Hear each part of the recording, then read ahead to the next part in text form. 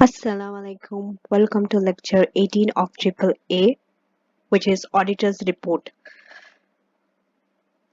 So in this lecture, we are going to focus on, from the point of exam, how important is this topic, how an independent auditor's report look like. Okay, I would also advise you that it's good if you can go through some companies' real audit report so that you can see the structure. Okay. Next, auditor's opinion. Okay, the types of auditor's opinion that is there in the report. Then we are going to cover the basis for that opinion section. Basically, the entire audit report, each section we are going to go in detail.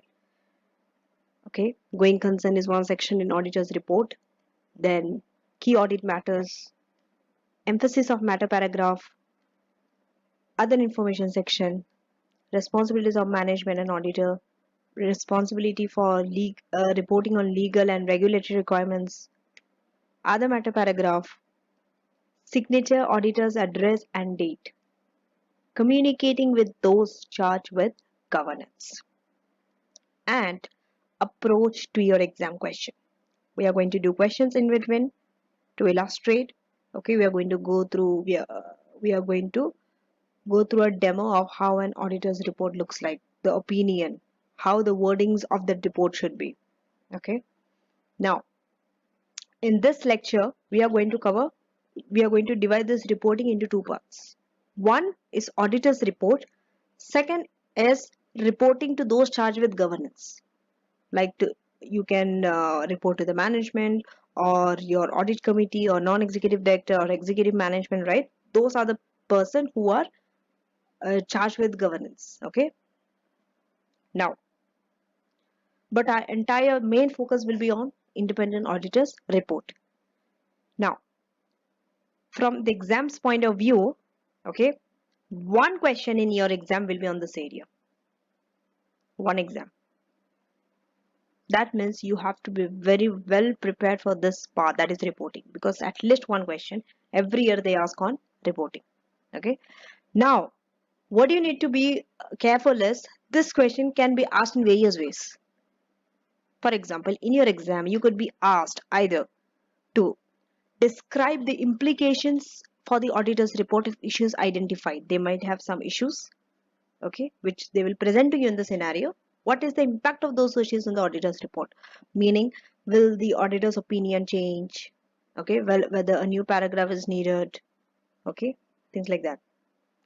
If that issue is not resolved, next way examiner could ask you is critically evaluate the extracts of a draft report.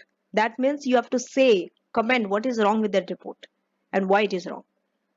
This is the reason you need to know the format of an auditor's report, which we are going to go through shortly. You need to know which order the paragraph comes. You cannot jumble over in that one. Okay, I mean each one has a specific order. You need to follow that order. Next, another way could be explain the matter auditor should communicate with those charged with governance. So these are the three ways question on reporting could be asked. Okay. Now, auditor's report. So this is the content. We are starting with title. Every time is the title first. Okay. We're going to go in depth in all this. Okay. Don't worry.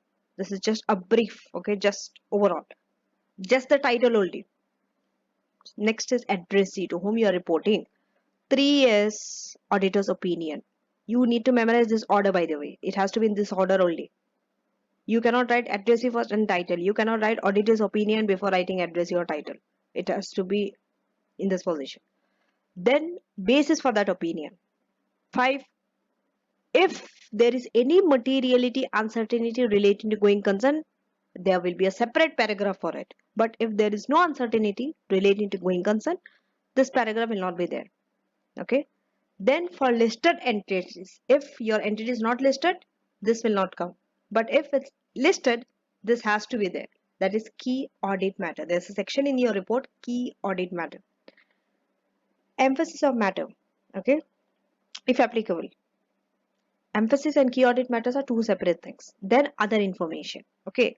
That emphasis of matter Okay, I have put a star and 1. Below the note is there. That is, an emphasis of matter may be presented before or after the key audit matter, that is KAM section. Okay, either you can write this before key audit matter or after. It depends on the auditor's judgment. Auditor has to use their judgment here. Okay, now so we have more. Okay, that's not yet. 9 is responsibility of management, then responsibility of auditor, then report on other legal requirement, then other matter if applicable in accordance with ISA 706. Signature, auditor's address and date. For signature, okay, if it's a listed entity, there should be 2 signature. One, engagement partner, as well as the name of the audit firm. It has to be signed. Okay, it has to be shown in the name. And if it's a non-listed, only the name of the firm is enough. Okay, they can sign only the name of the firm. Now, title and address. These were the first 2, right? We are going in that order only, the order given 1 to 15. So for title, this has to be the title, Independent Auditors Report. Okay, this is the title. Always is that this title is same, Independent Auditors Report, Independent Auditors Report. For addressee, okay, the addressee identifies the intended user of the report and shows to whom the auditor owes a duty of care. Who is that addressee? It could vary in your scenario, right? You will know it. Now we are going to go through an example of how an auditor's report looks like before we go into the other paragraphs in detail. So this is how an independent auditor's report looks like. Now I'm going to take you through this auditor's report. And one more thing, that this auditor's report is for the international syllabus. That means if you're giving your AAA in international syllabus, this is the way an auditor's report should look like.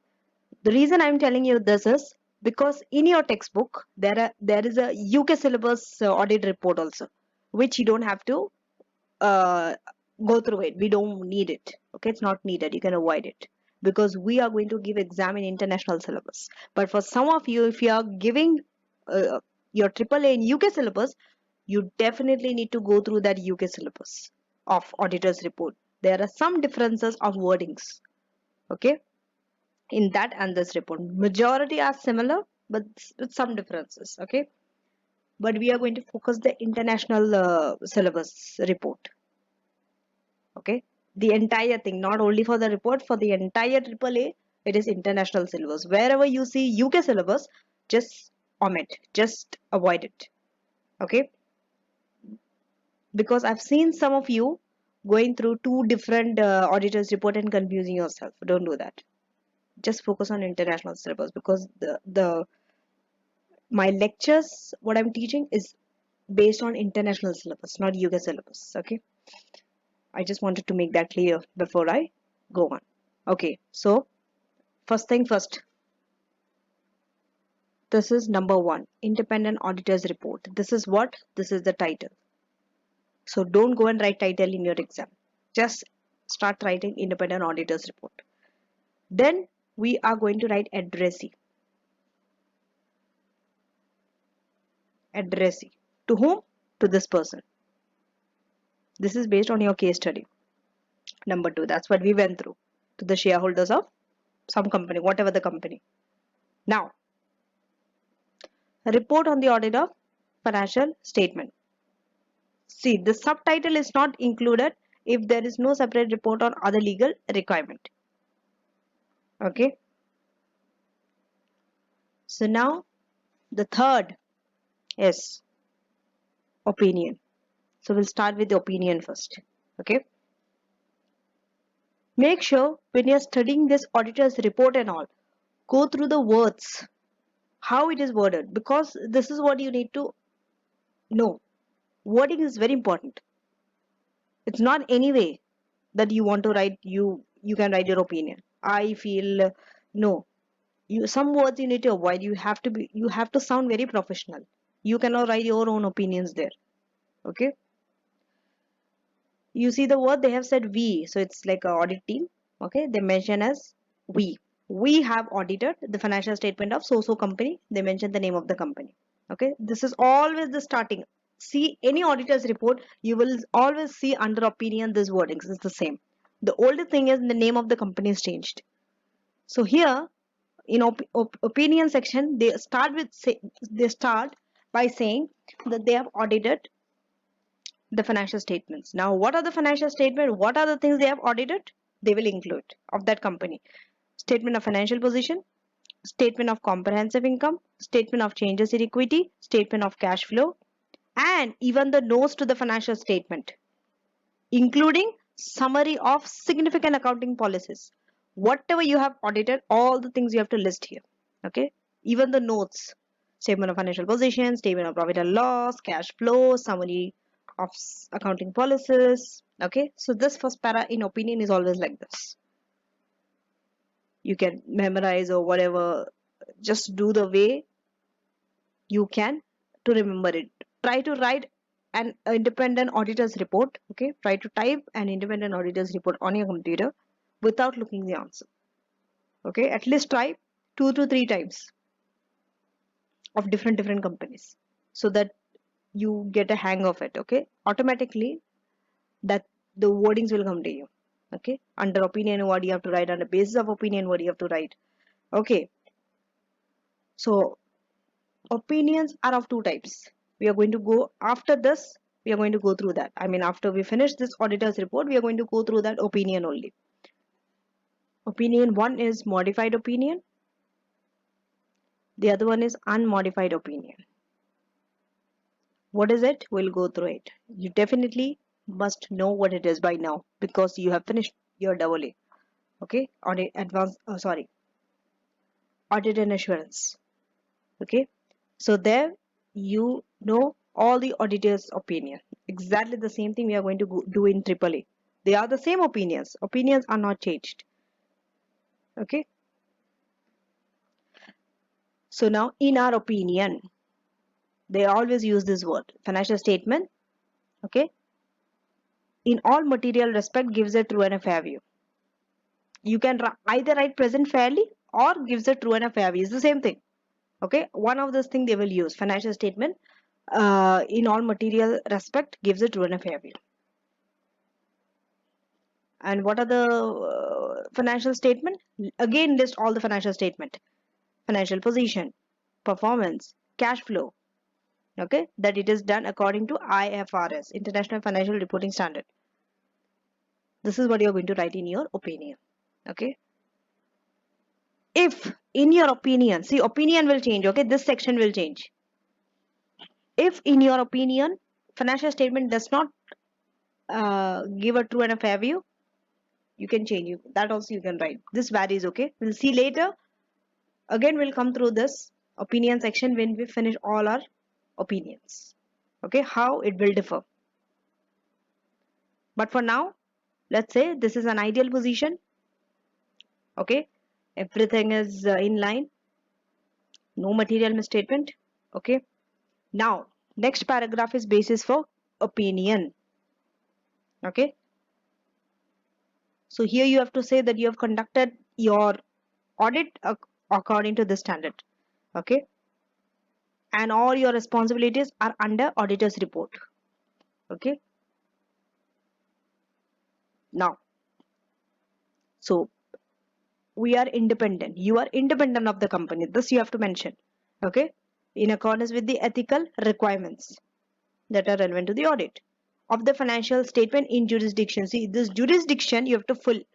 Okay, this is like a blank based on the jurisdiction that is given to you, based on the country that is given to you in your case study. You can fill it. Financial statement in so. Okay, and we have fulfilled our ethical responsibility. See, ethical responsibilities and all comes under basis for opinion. Okay, you can write it. We have fulfilled our ethical responsibility. Okay, also about evidence you have to talk that we believe.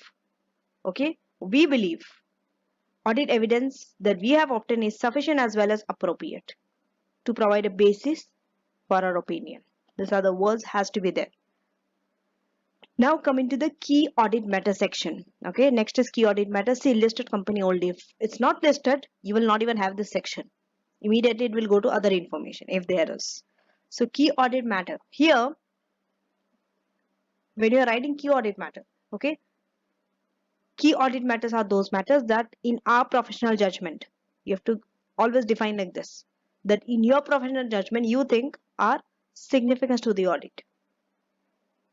Okay. Now, coming to other information.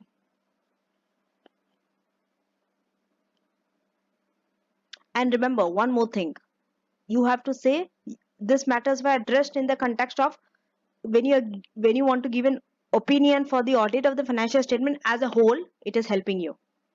The key audit matter. Okay, you have taken it, you have addressed it in that context, but you are not giving a separate opinion on these matters. Let's say there are two matters, two key audit matters. You are not giving a separate opinion on those two matters. Okay, but because it is important when you are auditing the financial statement, you felt this a significant matter that needs to be discussed. That's why you have put it under key audit matter. But those two matters you are not separately giving opinion on. Other information. Okay, who is responsible for the information? Management. You have to write this. Okay, that other information could be chairman's statement, any other thing. Okay, these are those information that is not included in your financial statement or auditor's report. Remember this, under other information we include those information. Okay, and on our opinion on the financial statement does not cover the other information, and we do not express any form of assurance conclusion on the other information. Okay, the job of the other information is in the last paragraph here. So in connection with the audit, our responsibility is to read the other information and to see whether it is consistent or not. Okay, so whether the other information is materially inconsistent with financial statement or our knowledge obtained in the audit or otherwise appears materially misstated. That is the purpose of other information. You check it with your information that you have got during audit, or you see whether it is consistent with the financial statement or not, or other information itself is materially misstated. Okay, so if, let's say, based on your work you came to a conclusion that there's a material misstatement of this information, okay, if there's a material misstatement of the other information, we are required to report that fact, but we have nothing to report in this regard. See, when there is nothing to report, you just write this, we have nothing to report in this regard, when it is not materially inconsistent. Okay, when it is not materially misstated, then just write we have nothing to report in this regard. Okay, next is responsibilities of the management and those charged with governance, the section. So here all the responsibilities of management you have to write in this paragraph. One responsibility is preparation and fair presentation of financial statement. This is number one responsibility of management in accordance with the standard IFRS. Okay, regarding internal control, see, you don't give an opinion on internal control. For internal control, management feels it is necessary. Internal control is important. Why? Because it enables the preparation of financial statement, so that you can, if the internal control is sound, you can be sure that financial statement prepared from that internal control are free from material misstatement, whether due to fraud or error. That's the reason. So management is also responsible to assess the company's ability to continue as a going concern. It is the management's duty, not the auditor, and that they have disclosed all the matter relevant to going concern. Okay, and those charged with governance are responsible for overseeing the company's financial reporting process. Now we are coming to the auditor's responsibility section. This is more important. Okay, so auditor's responsibility number one is reasonable assurance. Their objective is to give reasonable assurance on the financial statement. that they as a whole are free from material misstatement, whether due to fraud or error. And it gives a report including opinion. See, reasonable assurance is a high guarantee, is high assurance, but it's not 100% guarantee that audit conducted in accordance with the standard will always detect a material misstatement. No, it doesn't happen like that. If it was like that, there would be no collapse of Enron, there would be no collapse of Maxwell and things like that. Such companies would not have gone bankrupted. Okay, because it is humanly impossible. No auditor can give 100% guarantee, even if they perform the audit up to the highest standard, the best quality and all. Quality assurance, everything has been maintained still. Okay. Now, another auditor's responsibility is they have exercised professional judgment and professional skepticism throughout the audit. Okay. Now, these are the things. These are the responsibilities. One, identifying and assessing risk of material misstatement. Then designing audit procedure to respond to those risks. Then obtaining evidence that are sufficient and appropriate to provide a basis for opinion. Okay. Next, obtaining an understanding of internal control. Okay. Remember, you're not giving an opinion on the effectiveness of the company's internal control. Okay. It is relevant to the audit. That's why you are having an understanding of internal control. Okay. Next, evaluate the appropriateness of accounting policies and reasonableness of estimates and related disclosure made by management. So these are the three main responsibilities of auditor. Apart from that, okay, you have to conclude on the appropriateness of the management's use of going concern, whether they are appropriate to use going concern or not. You as an auditor have to conclude on that. Okay.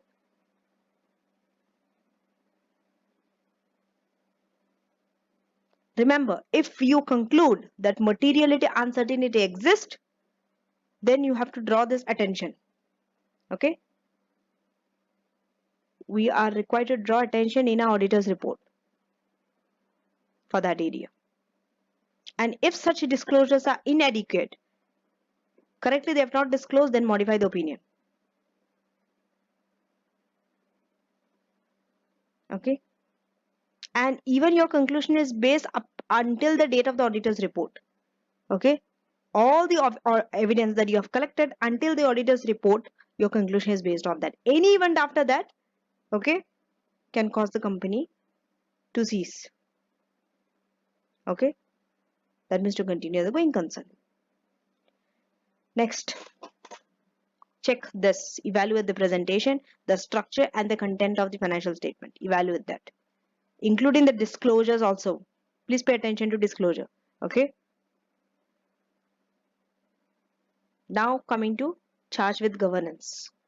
So we again auditor's responsibility. They communicate with those charged with governance regarding other matters, plan scope and timing, significant findings, significant deficiencies in internal control. See, anything significant, communicate with governance, in short. Okay. Now,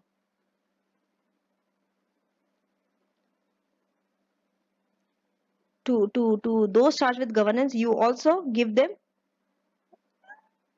provide them that you have complied with relevant ethical requirements. Okay. And you have taken the safeguard. Okay. To make sure that independence is maintained. Next. Anything of most significance, you have brought it to the attention, you have to communicate with charged with governance, those charged with governance. Okay.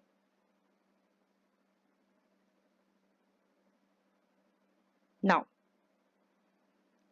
report on other legal and regulatory. Here, only if it is required by the local laws. All the time this might not be there. You have to see that. Okay, so in this place, engagement partner's name will be there. And then signature, the name of the audit firm and the name of the auditor or both. Then auditor's addressee and date. So now we are going to go through auditor's opinion. Okay. Now, auditor's opinion means it's a conclusion, okay, as to whether or not the financial statement gives a true and a fair view. Okay, wordings could be true and fair or fairly presents. I told you, no, one of it. Now, opinion could be modified or unmodified. Okay, first we are going to go through the unmodified and then the modified. And the modified we have three opinion. Okay, now, so we are going to go through this table, which will help you to immediately decide what type of opinion you need to give according to the issue. So nature of issue, if it's not material, what is the auditor's opinion? If it's material but not pervasive, what is the opinion? Material and pervasive, what could be the auditor's opinion? Okay. So let's say misstatement. Okay. Let's go through. There are two types of issue. One, either misstatement, evidences are there, but misstatement has occurred. Next one, you are not even able to obtain sufficient appropriate audit evidence. Due to that also opinion, there could be change in the auditor's opinion. Okay. Now, so if it's misstatement and not material, unmodified opinion. Finished. End of the story. Unmodified opinion means true and a fair view. Financial statement gives true and a fair view. Inability to obtain sufficient appropriate evidence. If it is not material, again you can give an unmodified opinion. But if it's material but not pervasive, see, pervasive means when one mistake affects not only one account balance or transaction or disclosure, it affects other areas also. That is the meaning of pervasive. Okay. Not pervasive is the opposite. It only affects one particular balance or transaction. It does not spread among other area. That is the meaning of not pervasive. If it's not pervasive, it's good. But if it's pervasive, then it becomes more dangerous, right? Material and pervasive. Now, in that case, modified. See, if it's material but not pervasive, even if it's affecting one area, let's say one part of financial statement, it is not affecting other area, still it's material. Opinion will be modified. Okay. For misstatement, we are saying. And what type of, see, under modified, I told you there are total 4 types of auditor's opinion. Out of 4, one is unmodified. And the remaining 3 comes under modified. Okay. Modified is, one is qualified opinion. Okay. Qualified means this is how the wordings of the qualified opinion will look like. The financial statement gives a true and a fair view except for this issue. Okay, we'll go through that also shortly. Example, we'll go through each example, how an unmodified, how a modified opinion looks like. I told you except for, you will see this in the report, except for this issue, financial statement gives a true and a fair view. Now, coming to the next one, there also it's a modified opinion. If you are not able to get sufficient appropriate evidence and it's material but not pervasive. But here, again, it's a qualified opinion. Okay, so except for, same thing. If it's material and pervasive, for a misstatement, modified, but it's an adverse opinion. Adverse. Okay. So adverse, we write this word. This is how it looks like. The wording of adverse opinion is financial statement do not give a true and a fair view. Do not. The difference between qualified opinion and adverse opinion, both are modified. But one has, for qualified, it is financial statement gives a true and a fair view except for. The other one, it says financial statement do not give a true and a fair view. So which one do you think is better, qualified or adverse? Qualified is better than adverse opinion, right? The reason why the last box is adverse opinion because it's material and pervasive. It will affect other areas also. And if you are not able to get a sufficient appropriate evidence, opinion is modified, but it is not adverse or qualified. It is disclaimer of opinion. Thus, the disclaimer of opinion comes when you are not able to get sufficient appropriate evidence and is material and pervasive. Check for all these 3. In case if you are doubting, check these 3 things. Inability to obtain sufficient appropriate evidence, number 1. Number 2, it should be material. Number 3 should be pervasive. If all the 3, yes, yes, yes, disclaimer of opinion. okay, which obviously client will not like this kind of opinion, right? They would want to avoid. So here the wordings would be do not express an opinion. They do not even express an opinion. The worst case scenario. Now, unmodified opinion will go in detail. So here, this is a very good thing. Unmodified opinion. Everyone wants an unmodified opinion. Okay. Effect is that you should reach to this stage. This is an ideal. Okay. Here the opinion would be that they have concluded financial statement gives a true and a fair view in all material respect. Okay. This means everything has been disclosed, whatever needs to be disclosed, like significant accounting policies. Next, accounting policies are that have been selected are consistently applied and they are appropriate also. Accounting estimates are reasonable. Information is reliable, comparable, understandable, and relevant. Okay, relevant, reliable, comparable, and understandable. Financial statement gives an adequate disclosure so that users understand the effect of material transaction and event. And the terminology used is appropriate, whatever the words they have used. So if these things are there, it's the meaning of it's an unmodified opinion. Modification, right? Modification means to change. Unmodification means we do not change. Okay. Now, coming to modified. Modified opinion, okay, here it will look like this. That means financial statements are not free from material misstatement. Okay. This is where client has not complied with the reporting framework. So, or they have been unable to obtain sufficient appropriate evidence to say that financial statements are free from material misstatement. So whether it is material misstatement or inability to gain evidence, both will give you modified opinion. We have seen that box, right? That's like a summary. You can always use that as a summary for revision later on. Now, actions when an opinion is to be modified. There are some actions that needs to be taken. When it's unmodified, nothing has to be done. Just sit and watch. When it's modified, action has to be taken because we ultimate goal should be to reach toward unmodified. You will try our maximum to make modified to unmodified if we could. Okay. So here, number one, discuss the matter. When something is modified, discuss that matter with those charged with governance. Okay. So that means more likely matter will get resolved because even the client also want to amend their financial statement. Okay. Or auditor might be given with more information to conclude that that modification is not even necessary. Okay. Then number two, consider management integrity. When opinion is modified, you need to consider management's integrity. Okay. But see, generally, what is the normal situation? Normally, all the client wants to avoid modified opinion, correct? But if this issue cannot be resolved, what happens? Then there is a doubt over the integrity of the management, correct? So if you are doubting over the management's integrity means any representation from the management are not reliable. Okay. So this will lead to disclaimer of opinion. What? Audit opinion? Disclaimer of audit opinion. Next, third, you can seek external advice. Okay, you can seek ACCA or the legal advice about the issue. But this action you take before you decide to resign. Okay.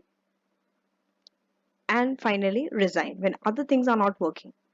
Okay, let's say auditor has a reason to doubt management's integrity. Okay, and auditor feels that in the future they will need to issue a disclaimer. In that condition, it's better to resign. It's better to resign. See, this things, whether you're doubting management integrity and all, comes at the planning stage also. When you're deciding to accept your client or not, at that time also you have to consider these things. Okay. Again, you have to reconsider at the end of the audit when you are giving the auditor's opinion, whether to continue with the engagement from next year or to leave them. Okay. Now, material but not pervasive, or material and pervasive. This is where auditor has to consider whether it's material not pervasive or material and pervasive. And pervasive means in auditor's judgment. I told you this definition before only, but I've written it out for you so that you can keep it as a note. Okay? Because verbally you might forget what I say, but if something is written in front of you, if you say it, you will remember it. So effects are not confined to specific element, account or items. Pervasive means effects are felt in all the areas it could affect. It's like a cancer. Just take pervasive as an example of a cancer. It is spreading across all your body parts. Okay. Next. If so confined, even if it's confined to one area, that area is so, it is like a substantial portion of the financial statement, that area. Then also it's a pervasive. Okay. And for disclosure, okay, those are so fundamental to user, so important to user that if you do not include them in the disclosure, decision only changes, completely opposite. Okay, so in this, if this three is there, it's an example of pervasive. Okay, it's pervasive. Qualified opinion. Okay, qualified opinion means material but not pervasive. Remember this. Okay, whether it's a misstatement or lack of evidence, under both it's a qualified opinion. Okay, this means matter is material to the area of financial statement but does not affect the remainder of the financial statement, not pervasive.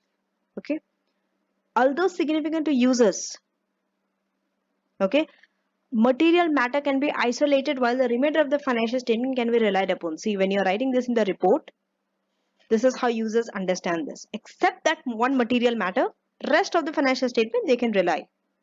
And this wording will be there. Except for this matter, financial statement gives a true and a fair view. Now we'll go through some 2-3 examples of qualified opinion before we move on to adverse opinion. So there are 2 examples in this of qualified opinion. In first example, financial statement has been materially misstated. Okay, materially misstated, but they are not pervasive. Okay, so what kind of opinion? See, they have taken extracts just now, sometime before we went through the auditor's report. Now we are only taking the opinion section and the basis for opinion from that report, not the entire report.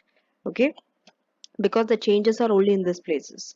So if it's a qualified opinion, see how it changes to this heading changes from opinion to qualified opinion. Okay, and then this becomes basis for qualified opinion. Okay, according to the report, everything will be same, but I will just point you that where the changes are taking place. Okay, so you see we have audited financial statement which has financial position, comprehensive income, equity, cash flow, notes, and summary of accounting policies. All this are same as the auditor's report that we just went through, right? Under opinion section, there also they've written the same thing. Here also is the same thing. The difference comes in the second paragraph. In our opinion, okay, I will highlight it for you. Except for the effect of the matter described, okay, in the basis for the qualified section, opinion section of our report, the accompanying financial statement gives a true and a fair view. Okay, remainder of the wording as per unmodified opinion. You see, everything else remains as unmodified opinion. Only that part changes. Except for this issue, financial statement gives a true and a fair view. This is only when it is materially misstated, but not pervasive. Okay, now we'll go through basis for qualified opinion. Okay, to see. This is about this. The reason for this misstatement is in the inventory. Okay. So in this inventory, in this company's inventory, what happened? Management, they did not state whether it is lower of cost or net realizable value. The inventory should be lower of cost or net realizable value according to IFRS 2. We know that, right? But here, management did not state the inventory whether it is the lower of cost or net realizable value. So what did they do? They stated it at cost. Maybe cost might not be lower. So in this case, they are departing from IFRS standard. That's why it was misstated. Okay. So if management would have told them that this is the inventory, okay, lower of cost on addressable value, let's say amount of, you have to give the amount by the way, okay, amount of dash dash dash, then see, now you're giving the correct treatment. Okay, if this would have been there, then this would be the case. This is what you have to write under basis for qualified opinion. Then you have to write down the inventory to net realizable value, number one. Number two, cost of sales would have increased by this amount. Income tax, net income, shareholders equity would have reduced by xxx amount, whatever the amount it is respectively. Now in this is the same as unmodified opinion, same as unmodified opinion. We went through the report section, auditor's report in the beginning, exactly the same wording, that we have followed ISAs, we have we are ethical, right? We have got the sufficient appropriate evidence, we are independent of the company, everything is the copy paste. You see, just read it on your own, take some time and read it and you will see it's just the copy paste. Same for the next questions. Here the difference is they were unable to gather sufficient appropriate evidence, but it's material but not pervasive. In this case, again, it's a qualified opinion. See, when something is not pervasive, whether you have evidence or not, qualified opinion, okay? And basis for qualified opinion. Now you see, this is exactly the same as the previous one, even as unmodified also. We have audited this, okay? The, the issue comes because this is qualified opinion. Then this also will be same. This is copy paste as the previous one. There is no change. Except for this, it's a qualified. The difference comes in the basis, because this time issue is different. It's not inventory. This time it is about foreign associate. They have measured foreign associate at I think something. Yes. So foreign associate should be accounted by equity method according to IS 28, right? But what happened? They were unable to obtain sufficient appropriate evidence about the carrying amount of the ABC's investment in XYZ. They didn't have enough evidence. Okay. Why? You have to tell, because they were denied access to the financial information, to the management and the auditor of XYZ. That's the reason. Okay. That's the reason. Next, this one is again the copy paste. Okay. Everything like qualified opinion. So you see, if you know one auditors, if you go through the unmodified opinion very carefully, that report, and when you come to modified, it's very easy. Why? Because with only some area you have to change, some wordings needs to be changed for qualified. If it's adverse, wording will be something else. If it's disclaimer, wording would be a little different, not so much. There is not a drastic difference in that report, by the way. Okay, please understand this. So it's very important that you know how to start studying, reading report and absorbing it also. First start with the unmodified. If you start with the modified opinion first and then you go back to unmodified, it will be a little difficult for you. I'm not saying it's impossible, you can learn that way also, but the best is always start with the ideal is unmodified. So go through that financial the audit report, go read each line very carefully and read 2-3 reports and see things which are repeated. Okay, now because I have an understanding of auditor's report, I have read the modified unmodified before and one qualified, so I know what is there in this paragraph. You see, I automatically know. It's just a copy paste of it. Now we'll be moving on to the next opinion. So next is adverse opinion. This opinion is when it's material as well as pervasive, but when you could collect the evidence. Okay, here financial statement do not give a true and a fair way. You will see this in the report. Examples like, let's say you have prepared financial statement on a wrong basis. It's an adverse opinion. Non-consolidation of a material subsidiary. You should have consolidated, but you didn't consolidate. And material misstatement of balances, which represents a substantial portion of assets or profit. Let's say it could change the profit into loss because of that misstatement. It's such a misstatement that it could change the profit into loss.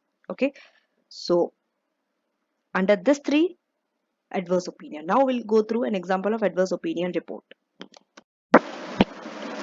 So now adverse opinion, okay, here misstated and pervasive and material. Now qualified opinion becomes adverse opinion, basis for adverse opinion changes there. Under adverse opinion, see the wordings. In our opinion, because of the significance of the matter, the financial statement do not give a true and a fair view. Remainder of the wording as per unmodified opinion. Everything else remains the same. Change comes there. Now we'll go to the basis.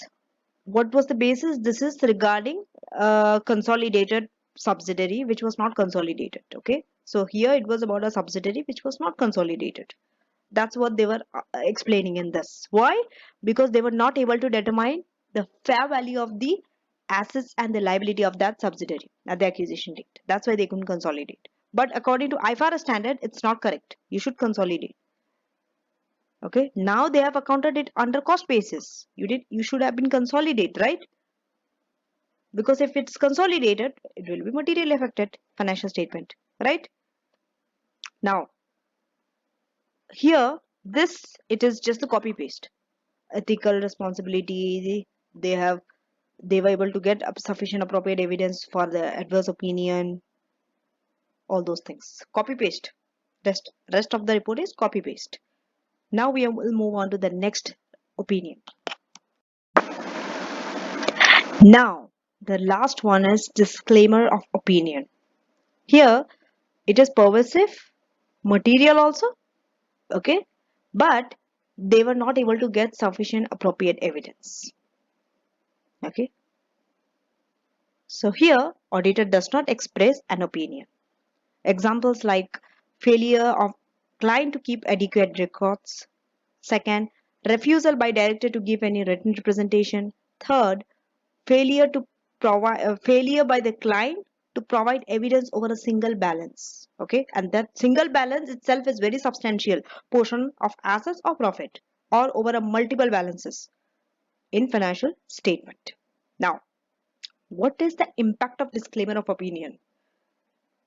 So this is very serious, okay? That's why we are going through the impact of this opinion compared to the other three. Here, the statement that sufficient appropriate evidence was you were not able to collect. Okay. Next. So the statement that the financial statement have been audited is changed to we were engaged to audit the financial statement. Okay. So the wordings change. Third differences. Okay. Here, the statement regarding that audit was conducted in accordance with ISA, independence, and ethical responsibilities, okay, are positioned within the auditor's responsibility rather than the basis for disclaimer of opinion section. See, earlier where did we place all this? Just recall, we just went through qualified and adverse opinion. Independence, ethical responsibility, ISAs, all were under basis for opinion, right? Basis for qualified or adverse opinion. But when it comes to disclaimer of opinion, we do not put this under basis for disclaimer of opinion. No, we put it under auditor's responsibility section. Okay.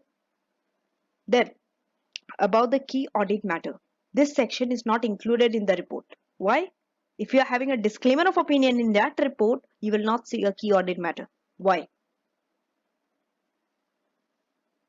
See, if you put key audit matter, okay, then it diverts your attention from disclaimer of opinion. It is inconsistent with disclaimer of opinion, okay, because it makes the user think, the one who is going to go through the auditor's report, when they see the section key audit matter, okay, what would they perceive? They would perceive that everything is okay with financial statement. There are some key audit matter that needs to be communicated, maybe in the future, or they might have been solved. That's what they think. But the moment they give a disclaimer of opinion, it is understood auditors are unable to express an opinion. Auditors did not give any opinion.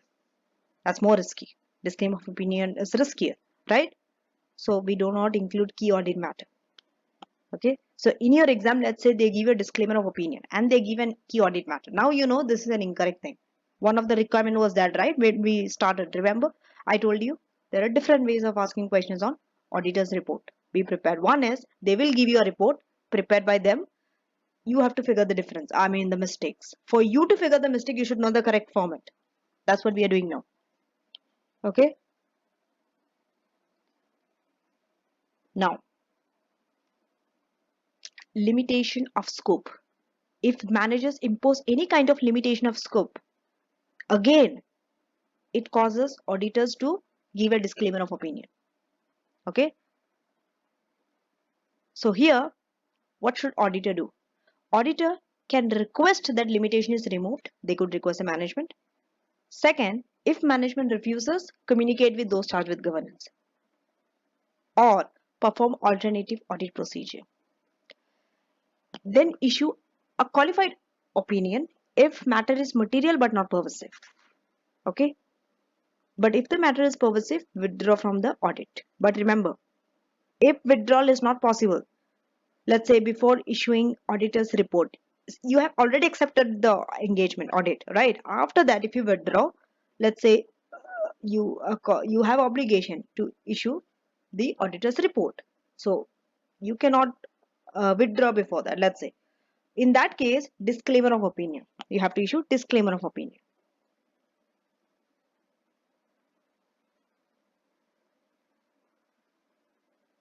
Uh, and then communicate any material misstatement identified to those charged with governance before withdrawing. Okay, if you could withdraw. Now, let's go through an example of disclaimer of opinions report. So now, this is a disclaimer of opinion. Okay, this is the opinion from qualified to adverse to disclaimer and basis for disclaimer of opinion. Okay, and then we have responsibility of management. This is wording as per ISA 700. Okay, it is the same as unmodified. That will not change. Auditor's responsibility, there will be a change. But first we'll go through the opinion. The wordings will be changed. Okay, we were, okay, I will highlight it. It is not we have audited, we were engaged to audit. Okay, that's why it's bold. This all will remain the same as unmodified. Wordings unmodified. Everything else remains the same.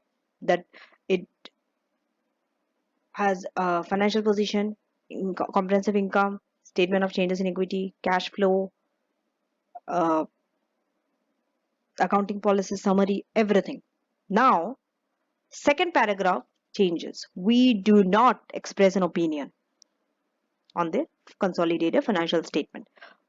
Okay, because we were not able to obtain sufficient appropriate evidence for the basis of opinion. Okay, now here this is about joint venture. Okay, so group's investment in joint venture is carried at this, and it represents over 90% of the group's net asset. It's very material, right? Huge proportion is there, but we are not allowed access to the management and the auditor of the company. Therefore, they were not able to get enough evidence. Okay, so here coming to the auditor's responsibility section. Okay,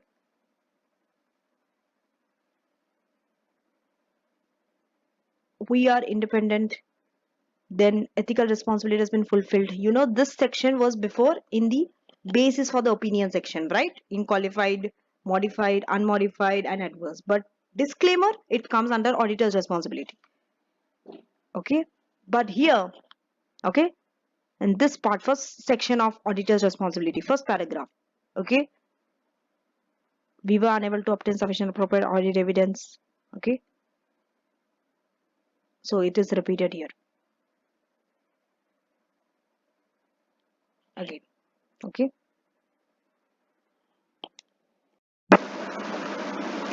now we are from opinion, we are going from the four types of opinion, we are moving on to the basis for opinion section. So when it's an unmodified or modified opinion, okay, you will have this section, whether it's unmodified or modified. Basis for opinion section will be there. Just now we have seen examples. Okay, So basically, basis for opinion section refers to professional standard that auditor has followed, like ISAs and all those things. Okay, because this gives users confidence that they can rely on the report. So within a report containing a modified opinion, it's there. This is this. When auditor modifies opinion, basis for opinion section will explain the reason for that modification. For example, specifically they will say which balances are misstated. Didn't we see that? For inventories was misstated, then we saw joint venture, then we saw subsidiary which was not consolidated. It's specific reason. You should not give general reasons. So which balances are misstated? Which disclosure is exactly missing? Okay. And over which balance auditor was not able to get sufficient appropriate evidence, and why they did not give, were they not able to collect evidence. For example, we have seen in the example before that they were denied access to the management or the system or the records and all like that, right? Those things has to be written in this part. We have seen it. Now, within a report containing a modified opinion, yes, the title will change. Okay, basis for qualified, basis for adverse, basis for disclaimer of opinion, but we don't write basis for unmodified opinion. Okay,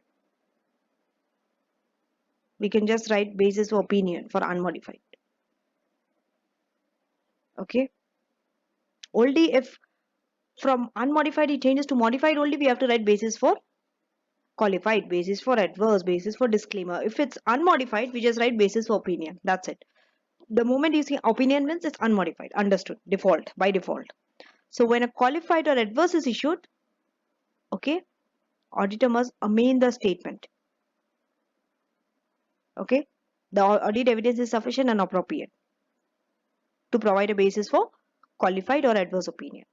But if it's a disclaimer, you cannot use the same thing, by the way. Okay, and also if possible, the quantification of the financial effect of that modification you can include. If it's possible that you can see what is the financial effect, if you can put a value to it, then put. Okay, if a materials misstatement relates to some narrative disclosure,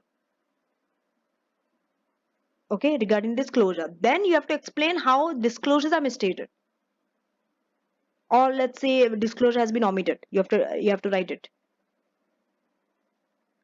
Okay, the disclosure should be included if the information is readily available. Remember this. If it's not readily available, okay, you have an excuse. Now, going concern, this is another paragraph section. If there is any matter, if there is no matter concerning going concern, then we'll not write this paragraph. Okay, so under this section, this is regarding material uncertainty relating to going concern. Okay, which the directors have adequately disclosed in the financial statement. You have to see now whether the directors have disclosed this or not. And auditor needs to draw attention to the user. Okay, draw the attention of the user to the client's disclosure note. See, this is very significant. That's why there's a separate section only in the report. Otherwise, they would have included it in under key audit matters or other thing. There is a separate section only on going concern only. Okay, now we'll see an example of how in the auditor's report going concern paragraph will look like, the wordings and all. So this is only an extract from the report, only on one section, that is material uncertainty relating to going concern. Here the wordings will be like this. See, we draw attention to the going concern section in the notes to the financial statement. We start like this. Okay, so then they say that company's ability to generate fund to meet the short-term requirement or loan repayment is based on the company's ability to generate revenue or alternative source of finance. But due to current global economic crisis, you have to give specific reason, event, why going concern issues there. Because of the current global economic crisis, it makes the revenue generation more difficult. And as a result, companies now rely on long-term loan. Okay, so these are some factors that can indicate material uncertainty. Our opinion in this is not modified in respect of this matter. Why? If your client, they have disclosed it under the note, then no need to modify the opinion. You only have to modify the opinion if client is not willing to disclose it, and then it will have a material impact on a financial statement. Only in that position you have to modify. If it is disclosed, don't modify. The next section in the auditor's report is key audit matter section, short form KAM. Here, according to professional judgment, which, which the auditor feels is very significant to the audit, only those are selected, okay, and they are selected from matters communicated to those charged with governance. Those are known as key audit matters, okay. And for non-listed, earlier we told KAM is only for listed entity, but if it's a non-listed entity, voluntarily or if the manager's request, key audit matters could be included in the auditor's report. But for listed, mandatory has to be there.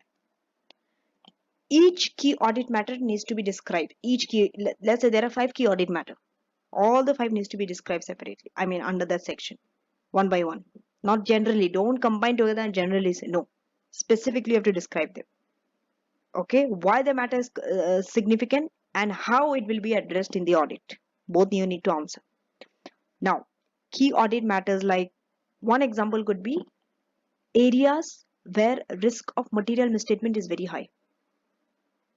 Okay, there are some areas which are more risky. One could be revenue recognition. Very manipulation is very high there. Okay, most probably revenues are overstated. So that is a risk of material misstatement. It's high in that area. It could be a section of key audit matter. Then when you're not consolidating a subsidiary where you should have, okay, a significant subsidiary, things like that are key audit matter.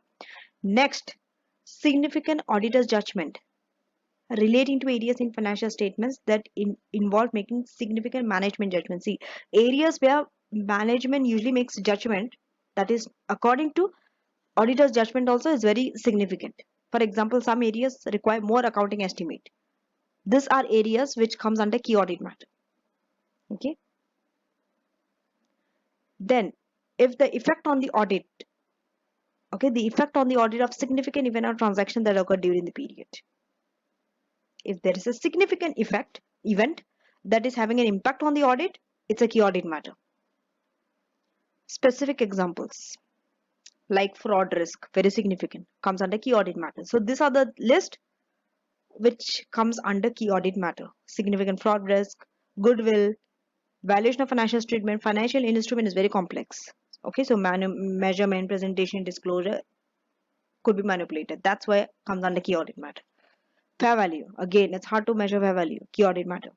Effects of new accounting standard. Judgment is required here, management judgment, key audit matter. Revenue recognition, told you. Material provision like restructuring provision, key audit matter. Implementation of a new IT system or significant IT system you are changing, key audit matter. So in your exam, if you're lucky enough, if you get any of this, write it under key audit matter section. Okay. Now, note that a matter giving rise to qualified or adverse opinion or a material uncertainty relating to going concern are by their nature key audit matter. If any event that is giving rise to qualified or adverse, I'm repeating it again, could be a key audit matter also, because their nature is such. Even any material uncertainty relating to going concern could be a key audit matter. Okay. However, they would not be described in this section of the report. Then, instead, a reference to the basis for qualified or adverse or the going concern section would be included. If anything that is having an impact on the qualified opinion, you will write it under basis for qualified opinion section. You will not write it under key audit matter section. Okay. Same for adverse opinion. If there are no key audit matters to communicate, then what? Let's say there are no key audit matter. Then auditor shall discuss this with the engagement quality reviewer if one has been appointed. Communicate the conclusion to those charged with governance. Explain in the key audit matter section that there are no matters to report. If you are a listed company, if you have nothing to write under key audit matter, still under that paragraph, that section you have to write, there are no matters to report. That has to be there. You just cannot completely omit. Okay. Now we'll go through an example of key audit matter section. So these are some of the key audit matter. Okay. There are three key audit matter in this example. One is the revenue recognition. One is impact of coronavirus on business. And the third is about goodwill. Okay. Now what they have written under each and how it was addressed, okay, by the auditors. So for revenue, okay, this is about a service, okay. In this case, revenue is recognized when service is provided. But the way they record this, okay, they track this using some complex IT system, right, to track the point of service delivery. And wherever necessary, they estimate the fair value of the service provided. And this fair value involves a significant degree of management judgment. Now, do you understand why revenue recognition is a key audit matter? Especially for services? Yes, it's difficult to measure revenue for services because we don't know the exact point of delivery of service. Plus, to estimate fair value, significant management judgment is required. How it is addressed? Okay. How our audit address the key audit matter? First, they tested the control over the revenue system. Second, they perform analytical procedure on revenue. Third, they examine the manual journal relating to revenue to assess the fair value as well as the timing of revenue. Because now they are following a complex IT system. But in the manually also, if they are following the same timing of revenue with the fair value, it makes sense when it is in the IT system. Okay. Coming to the next key audit matter, coronavirus. Okay. Here, we all know the impact of this on the business, right? For example, management also considered this for the company's going concern assessment also, the coronavirus, right? So for that, they developed a stress test scenarios to see the impact, potential impact. Now we'll see how they addressed the key audit matter. So they reviewed this, okay? Auditors reviewed the management's stress test scenario, including methods available to management to mitigate the impact of coronavirus. So based on this information, okay, so this is based on the information available at the time of the director's approval. And we consider the scenarios to be reasonable. Okay. In the future also it can affect the coronavirus. In the future also it can affect sales. But to put a quantity is difficult at the moment. But we challenge the management. Okay. Why? On their key assumptions that they have included in the scenario. And confirmed management's mitigating actions are within their control. So what are they doing here? Audit procedure. Auditors are simply carrying audit procedure. Okay. Next. This impact, they have considered impact on various things of this coronavirus. One is on inventory. One is on non-current asset. Other one is on right of use asset, which comes for leases. Then pension surplus. Okay. And they do not consider there to be any indicators of material impairment in any of this. Okay. And they reviewed the disclosure as well, and it is consistent with the stress test scenario. Okay. Now, goodwill. So this is about goodwill. Okay. In this company, they have incurred some losses. So because of this, there's a risk that carrying value of goodwill and other assets may be impaired. But management concluded that there is no impairment. How are they saying? They are basing this on value in use model. This conclusion. And this value in use, if you remember SBR, okay, recall which standard talks about impairment? IS 36. Under IS 36, we record impairment, the recoverable amount, lower of fair value less cost to sell and value in use. So value in use, we need discount rate as well as cash flow, and both are estimated. You understanding? Judgment is required. That's why it's risky. That's why it's a key audit measure, a key audit matter, because significant judgment is required in the discount rate as well as the cash flow to calculate that value in use. Okay, now the procedure that they have carried is the evaluation methodology, assessing it whether it is reasonable or not. Okay, next, challenging the reasonableness of the assumption with the knowledge that auditors have of the business and the industry. Then seeing the budget, whether budget is reasonable or not, because cash flows are based on what? Budgets only, right? So we found the assumptions, okay, for value in use is reasonable based on the evidence. Now we'll be moving to emphasis of matter paragraph, the next section in the auditor's report after key audit matter. Here, matter that has been appropriately presented or disclosed in the financial statement by the director. Only you can make a reference to that, because anything that has not been disclosed or presented by the manager, you cannot refer it under emphasis of matter paragraph.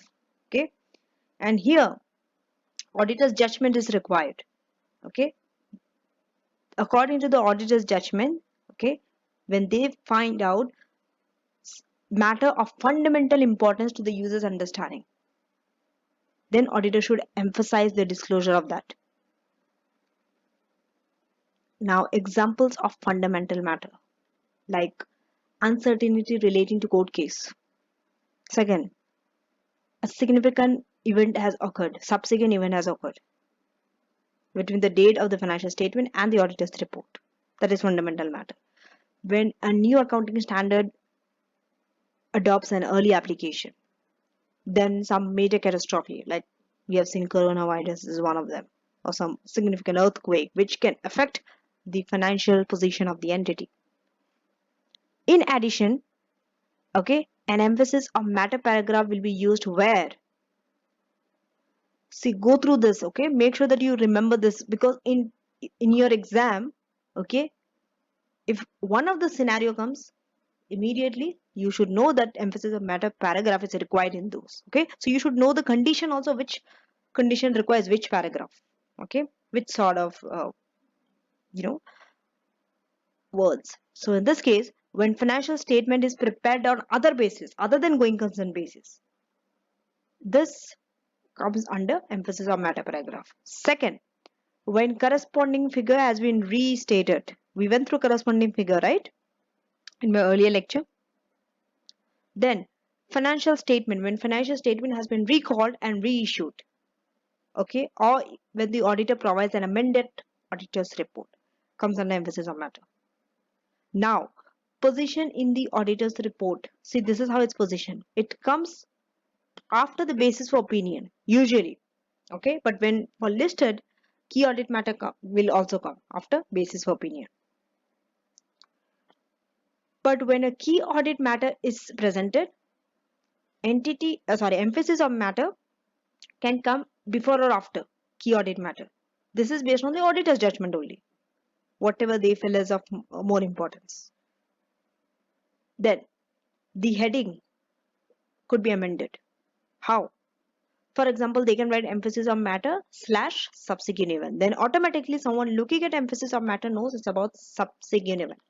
But when you're having 2-3 emphasis of matter, I mean 2-3 things that needs to be included in emphasis of matter, then don't write this. Then just write emphasis of matter. Okay. But if it's one like this, subsequent event, yes, you can.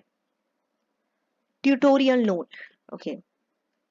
So remember, emphasis of matter does not draw attention to any immaterial misstatement, only material misstatement. Second, when adequate disclosure has not been made by the management, you also cannot refer it in your emphasis of matter paragraph. How can you refer to something when something has not been mentioned, right? Then an emphasis of matter should not highlight an issue that has already been covered in key audit matter section. Okay, that's why auditor needs a judgment. Things which needs to be included in emphasis and things which need to be included in KM. So now we'll go through an example of emphasis of matter paragraph. So this is an example of emphasis of matter. Okay, here the wordings will be like this: we draw attention to note 12. Okay, whatever the note is, because I told you something needs to be mentioned by the management for you to draw attention to. Okay, which be very specific, which describes the effects of a fire at the premise of a third party warehouse provider. Our opinion is not modified in respect of this matter. Okay, you're just referring, you're just drawing attention to that disclosure under financial statement, but you're not making an opinion on that emphasis of matter paragraph, that fire thing. Okay, now under other information we have these things. Okay, this other information could be financial or non-financial. Okay, those information that has not been there in the financial statement or auditor's report, something beyond that. Okay, examples like chair's report, operating and financial review, social and environmental report, corporate governance statement.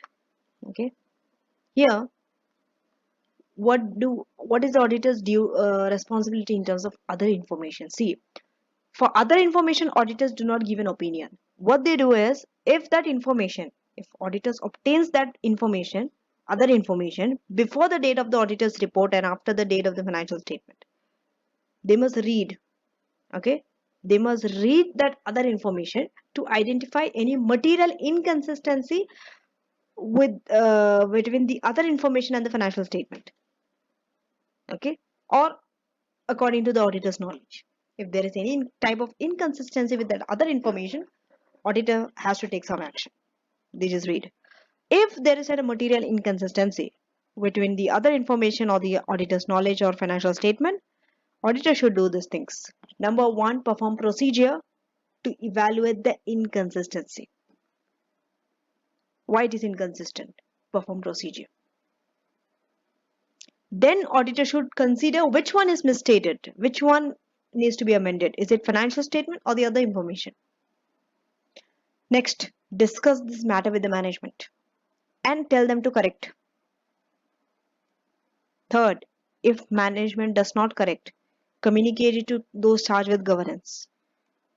And still if the matter remains uncorrected, okay, then auditor have to describe this in the other information section of the auditor's report. There's a material misstatement. This auditor has to report. Now, if auditor identifies material inconsistency, they should do these things as well. Alternatively, auditor could withdraw. Okay, they should withdraw from the engagement, because this can cause a doubt over the management integrity. Okay, that's issue, that why other information of financial statement are not consistent. Next, other information section within the auditor's report. Number one, identifies other information obtained by the auditor before the date of the auditor's report. Next, states that auditor has not audited that other information. That's why they do not even give an opinion on that other information. Okay, then describes auditor's responsibility in terms of other information and states whether auditor has nothing to report or provide the description of the material misstatement. If material misstatement takes place, you write it, describe it, otherwise write nothing to report under other information. Now, moving on to the purpose of other information. Why do we need other information section? The reason is, sometimes not everything could be understood from financial statement. Okay, you might sometimes need other types of information which is not there in your financial statement, which will help auditors also in terms of audit. Okay, so auditor must not be knowingly associated with information which is misleading. Next, misstatement of other information exists when other information is incorrectly stated or otherwise misleading. Let's say someone has omitted okay, or someone hides some useful information or gives information which is unnecessary, too much information, okay, then if there is any material misstatement or inconsistency in the other information and the financial statement, then it brings down the credibility of financial statement as well as the auditor's report. Now, for the exam's purpose, auditor must retain a copy of the final version of the other information on the audit file. Okay, this you have to recommend. Then, auditor issues a disclaimer of opinion. Okay, on what? Not on the other information, on the financial statement. Okay, the other information section should then not be included in the auditor's report. Why? Because if you do that, it will overshadow the disclaimer of opinion. When disclaimer of opinion is there, don't include information, other information section. Other information section will not come. Now we'll go through an example of other information. Okay.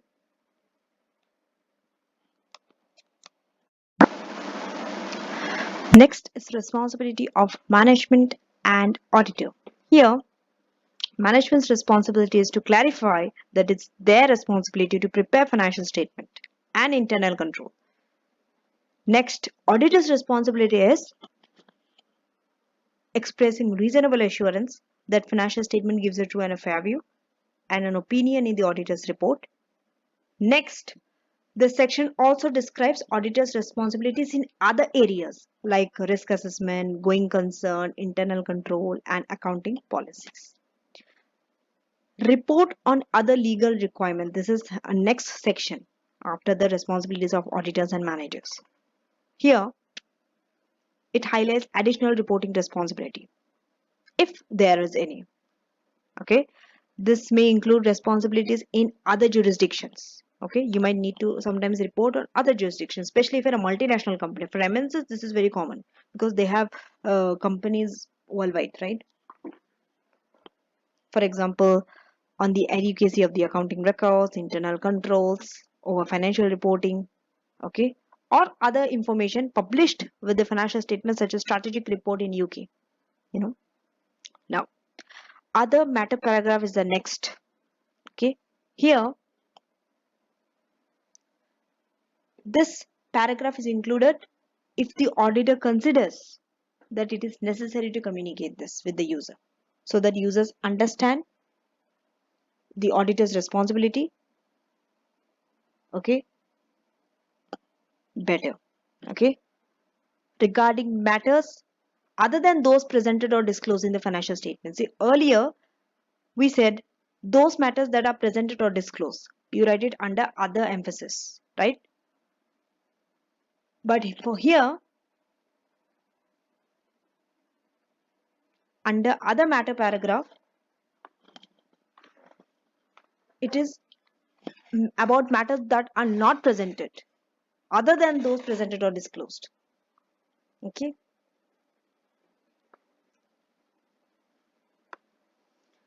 Then examples like to communicate that auditor's report is solely for the intended user and not for any third party. Okay, it should not be distributed or used by other parties. Then regarding law, when law, regulation or generally accepted practice requires or permits auditor to explain further their responsibilities and to communicate the audit planning, scooping matter where law requires. Examples, more examples we have. See, when to explain why the auditor has not resigned. Let's say there's a condition where auditor should resign, but they didn't resign. Then auditor can explain this under other matter paragraph. Okay. Especially when it is pervasive and they are not able to obtain sufficient appropriate evidence leading to disclaimer of opinion, right? We say resign, but let's say auditor is not able to resign. Then auditor should write this under other matter paragraph. Okay. Then when auditor prepares one set of accounts in accordance with one framework and another set of accounts in a different one, let's say one according to international standard, the other one according to UK standard, and engages the auditor to report on both sets. So if auditor is reporting on both the set, under other matter paragraph, you can include it. Position in the auditor's report. So this comes under after other reporting responsibilities. Okay. Sorry. Yeah. When this paragraph is there, other matter, it is there to draw attention of the user to the matter relating to other reporting responsibility. Okay. Then, when relevant to all auditors' responsibilities or users' understanding of the auditor's report, there could be a separate section on other matter paragraph. The heading may be amended. For example, other matter, and you might write scope of the audit. Now, tutorial note. Remember, under other matter paragraph, you cannot include confidential information that you have got from the management, from your client. Okay, or information required to be provided by the management. That means manager has to provide that information, not you. Okay. Other matter paragraph is very short and sweet. It's like this. So the financial statement of ABC were audited by another auditor who expressed an unmodified opinion. So this is another matter, right? Because another auditor has expressed an unmodified opinion on the financial statement of ABC. Okay. Coming to signature, auditor's address and date. So we are almost covered the auditor's report. All the main parts are over. Now we are towards the end, concluding auditor's report. So for signature, okay, identifies the firm responsible for the auditor's report and opinion. And if it's a listed company, the report would also include the name of the engagement partner. And for the auditor's address, it is the specific office of the engagement partner who is responsible for the report in case of any queries or anything later on. And date identifies the date up to which audit work has been performed. Okay, and any information that comes to the light after this date will not be considered when forming the opinion. Okay, and the report must be signed and dated after the date of the directors approve the financial statement. Often you'll see that financial statement approval date and the auditor's report are signed on the same date. There is no harm in that. Now, from the auditor's report, we are switching on to reporting to those charged with governance. Okay. So here, communicating with the client. Okay. One is operational, the other one is matters arising from the audit. For operational, we have terms of engagement of the audit and logistics, and matters arising from the audit that we might want to communicate are deficiencies in internal control, matters that require auditor's independence, significant audit findings, and expected modification. Now, reasons for communicating to those charged with governance. Why do we want to communicate? Number one, to communicate responsibilities of the auditor and the overview of the scope at the timing of audit. Next, to obtain relevant information. Third, to report matters from the audit on a timely basis. To promote an effective two-way communication. Okay, you will not have to write reasons in your exam. They will not ask you straightforward question in AAA. The reason why you need to learn is at least go through is just to have an understanding, okay, of the whole structure of the audit, what is done in the organization and how auditor's report comes and to whom you have to communicate. That's why, for that purpose, that's it. This is just a background. Okay, now matters to be communicated. Yes, this is what you have to know from your point of exam. What matters needs to be communicated? Number one is the auditor's responsibility, okay, for financial statements audit. Next, what is the scope of your auditor, the timing that audit needs to complete. For example, What is the auditor's approach to the entity's internal control? Next, the extent of the auditor's work and how much are they going to rely or use the work of the internal audit. Okay, business risk that can result in material misstatement, communication with the regulators. Okay, all those things needs to be communicated. Next, significant findings from the audit, like auditors' views about some qualitative aspects of entities accounting practice. Then significant deficiencies, matters, significant matters that were discussed with the management. Maybe you might communicate with those charged with governance again. Then written communications or representation from the management. Circumstances that affect the form and the content of the auditor's report. These are significant findings. And other matters that are significant to the oversight of the reporting process. Matters of auditor's independence. Even this needs to be communicated. For example, that auditor has complied with ethical requirements regarding the fees, audit fees, which is divided into audit and non-audit services. Then the safeguards that are applied to eliminate the threats to independence. Now, here also, okay, which matter needs to be communicated with those charged with governance? Auditor's professional judgment is required here as well.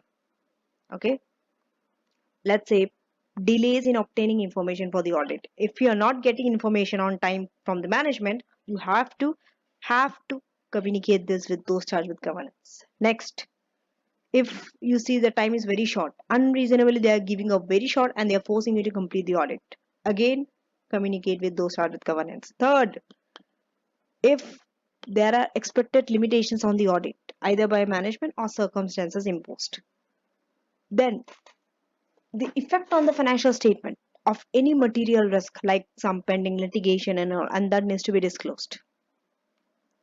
And summary of identified misstatement, whether corrected or not, and a request to adjust those. Now, material uncertainties relating to going concern. Any other matters agreed upon in terms of audit engagement. Okay, coming to deficiencies in internal control. Okay, see, deficiencies is defined as such. Okay, when these things are there, when a control is there, okay, it has been designed, implemented and operated, but it is still not able to prevent or detect or correct misstatement in the financial statement on a timely basis. The second deficiency is control itself is not there. Control to prevent, to correct, to detect misstatement is not there. It's absent. So two deficiencies could be there. Now you need to communicate that. How do you communicate? You describe the deficiencies and the effect of that. Next, you explain, okay, an explanation of the purpose of the auditor. What is the auditor's purpose in this case? It is not to design, it is not to redesign internal system. It is to express an opinion on the financial statement. Okay. Then an explanation of why consideration of internal control is relevant to the audit. You have to explain why internal control is relevant to audit. Then explanation of matters are only those identified during the audit that are considered to be significant enough to report. That means you are not including just any matter. If something is significant, only you are reporting. Okay. That means you are explaining that these matters are significant. That's why they are reported. So that's it. We have almost come to the end of this lecture. Now we are going to approach this from the exam's point of view. Okay. There are two common styles of question on this area. Number one is explain implications on the auditor's report. That means what paragraphs needs to be there. You need to know the wordings and opinion, mainly opinion. What type of opinions? Second, you need to appraise the suggested auditor's report. They themselves will give you the report. You have to say, comment what is wrong and correct it. Okay, here when you do this, okay, approach that you have to apply is materiality assessment. What is materiality assessment? Materiality assessment means if an issue is not material, okay, it does not affect auditor's report, you don't even include it in the auditor's report. As simple as that. To know materiality assessment, you have to calculate. Numbers will be there. You need to calculate. Calculate what? Calculate percentage of assets and profit of that issue, whatever the issue is, to see whether something is material in terms of sale or profit or assets. And you have to state that it is material or not based on the percentage that you have calculated. Okay. Okay.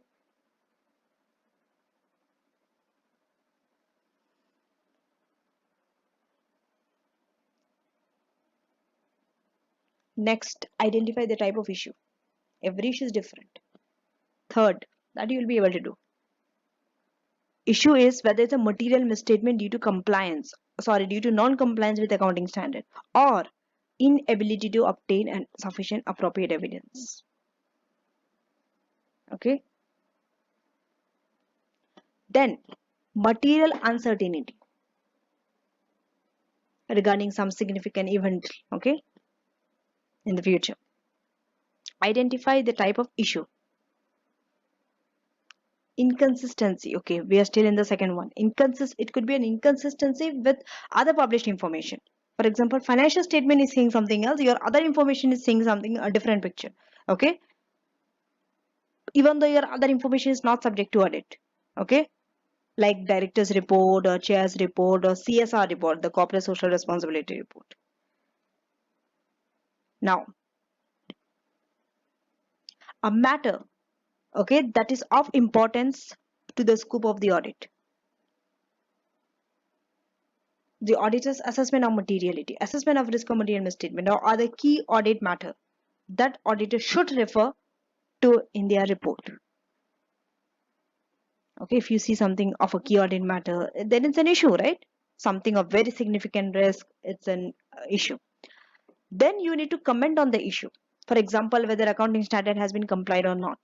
Then, if not complied, then why not complied? What piece of evidence was not obtained and why it is not obtained? What event or outcome is uncertain? What is the contradiction in the unaudited information? For example, financial statement and other information if you are taking, what is not aligning? Then explain why the auditor focus specifically on those key audit matters that they have described. Okay, focus specifically on this one, described in greater detail.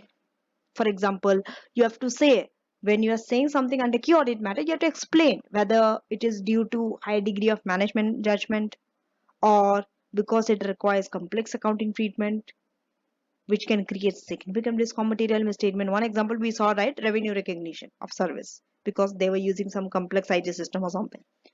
Then, number 4, state whether issue is material but not pervasive or material and pervasive, because your opinion will change according to it. Okay, remember, if something is isolated, okay, if it is isolated or relatively small in impact, it will be material but not pervasive. If it's only just affecting one balance or one element, then it's not pervasive.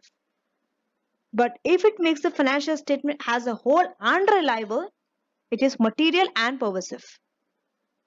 Then conclude on the opinion. Modified, unmodified. Under unmodified also, what? Adverse, qualified, disclaimer of opinion. Okay. Then remember, if it's unmodified, no material misstatement and evidence is also appropriate and sufficient. But if it's modified, it could be because of material misstatement or because of inappropriate and insufficient evidence. 6, state the name of the opinion. Just don't say opinion. Name also. And the keywording, don't forget. If it's a qualified, except for. If it's disclaimer, unable to express an opinion. If it's adverse, do not present, fairly present the financial statement. These are the words. Unmodified, financial statement gives a true and a fair view. Qualified, except for the matter, gives a true and a fair view. Adverse, financial statement do not give a true and a fair view. Disclaimer, auditor does not express an opinion. This is just a summary, okay?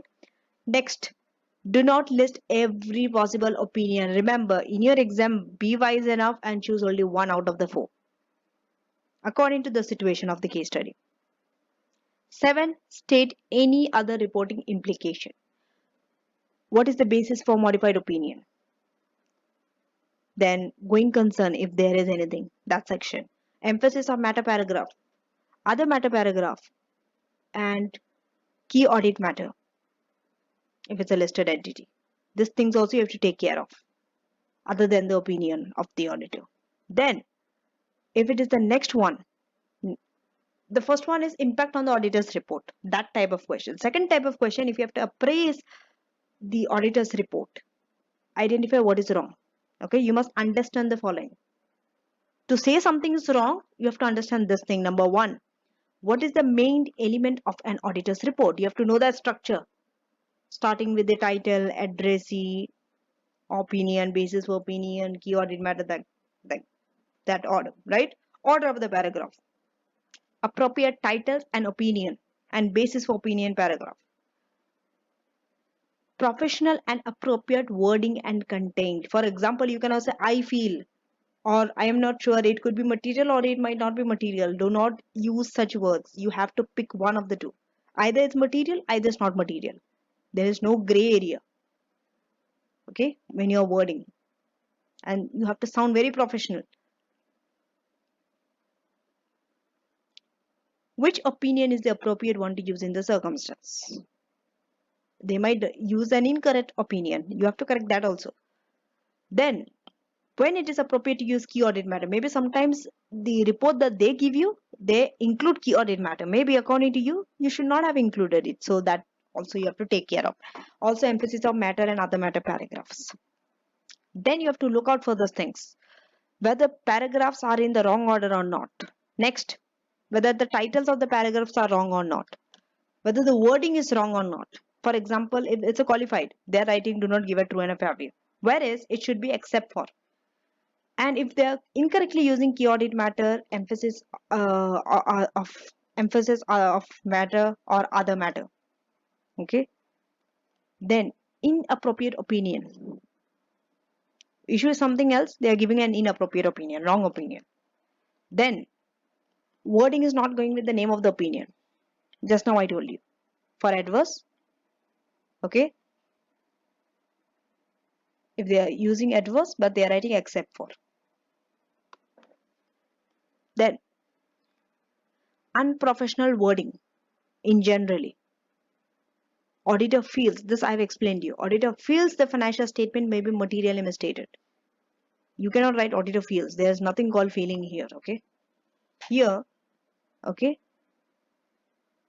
you have to use the word, just the ones which we have went through. Memorize it. It's like a dialogue. You have to know it, okay. If the issue may be material, okay, equally, see, if you say something, I feel something is material, chances are it might not be material also, no?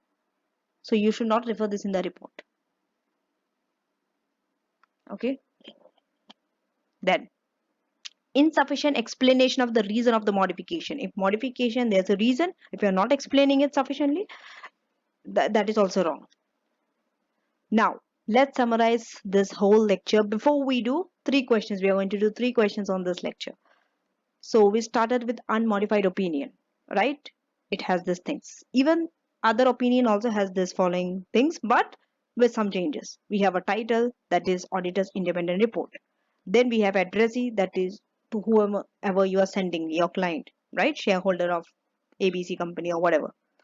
Opinion, the four opinions: unmodified, qualified, adverse, disclaimer of opinion. Basis for the opinion that I have chosen. Remember the wordings. If it's opinion, if it's unmodified, financial statement gives a true and a fair view. If it's qualified, except for this matter, gives a true and a fair view. Adverse, do not give a true and a fair view. Disclaimer of opinion, we do not express an opinion. Key audit matter. Professional judgment needs to be used, and if it's listed, have to be there. If it's unlisted, it's your choice. Other information. Okay. Other information means it could be non-financial or financial, which you can use and you read it alongside with the financial statement and see whether it is consistent or not. And if it's not consistent, do some other procedure. Responsibilities of both the management and the auditor. Management responsibility is to prepare financial statements and take care of the internal control. Auditor's responsibility is to give reasonable assurance. That means an opinion in the report. Signature, date, and address. Okay, you sign. Usually, the financial statements and auditor's report are signed on the same date. And signature, if it's a listed, okay, signature has to be of the engagement partner as well as audit firm, and address of the engagement partner. Then additional communication. These are some additional communication. If there is any material uncertainty related to going concern, emphasis on matter, other matter. Then for modified opinion, two things. Financial statements are materially misstated or you are not able to get evidence. If it is materially misstated, you have to see material not pervasive, material and pervasive. If material not pervasive, qualified, material and pervasive, adverse. And if it's material not pervasive for under not having enough evidence, it is qualified. In short, no matter whatever the condition, if it's not pervasive, qualified opinion only. Okay. And it's easier to learn this way. And if it's material and pervasive, but financial statements are materially misstated, adverse. And if you're not able to get enough evidence, material and pervasive, I told you disclaimer of opinion. So now we'll be moving on to the questions. Test your understanding 1. In this question, we have two requirements. One is for 5 marks and the second one is for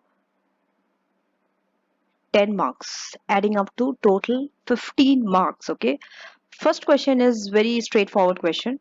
Okay. You have not been given any scenario. You have just been given a question on corresponding figure and comparatives. I have covered this in my earlier lecture under audit procedure, right? For corresponding figure and comparative. You can refer to that lecture as well, where I discussed, I think it is evidence and audit procedure. Okay, collecting evidence and audit procedure, that lecture. I don't remember the lecture number, but the title is something like evidence and audit procedure, like that. Okay, there I have discussed corresponding figure and comparative, the audit procedure. So here, the same question they have asked. Explain the responsibility of the auditor in respect of these two things. Comparative and corresponding, it's two things.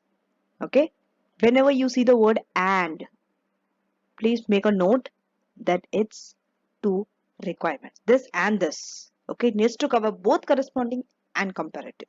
Coming to B, you have been given a case study. Okay, and here, comment on the proposed auditor's report.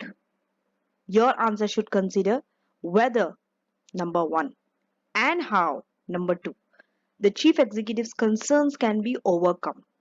Okay, he must have some concern, which we'll see how and whether it could be overcome also or not.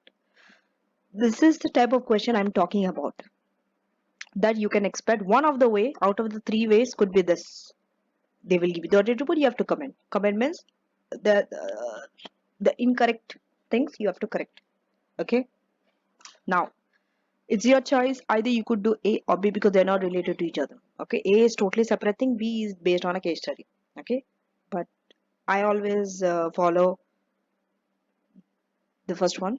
Okay, I go in the order basically. If it's A, then I do it B, because there is no option. I mean, if it's an optional question, it makes sense. Okay, but anyway, we have to do this or that. Okay, provided if A is very difficult for me to answer, I would leave it and go to B. Okay, that's my technique, but it's up to you. You can apply your own technique. If you want to do B first and then A, there's no harm, because usually it's wise to do B because more marks is there. Okay, so A, explain and Explain the responsibility of corresponding and comparative. For this, you have to know the audit procedure for corresponding and comparative. Okay. So basically, explain the responsibility of the auditor. They are not asking audit procedure. Yes, some audit procedure you can make use of. Main is responsibility of the auditor means in terms of audit report. You have to link this to the audit report. That means what are the implications in the auditor's report in terms of corresponding figure and comparative. That's what they're asking. So you have to talk about opinion. You have to talk about where in the audit report this will have an impact. That's what they're asking for 5 marks. Okay. Looks like 5 marks, very easy. Trust me. In the exam, it's not very easy. Okay. So now if we see the answer, they have divided, just see how they've divided it into two parts. One is corresponding figure. The other one will be comparative. Okay, maybe they have included in that. Okay.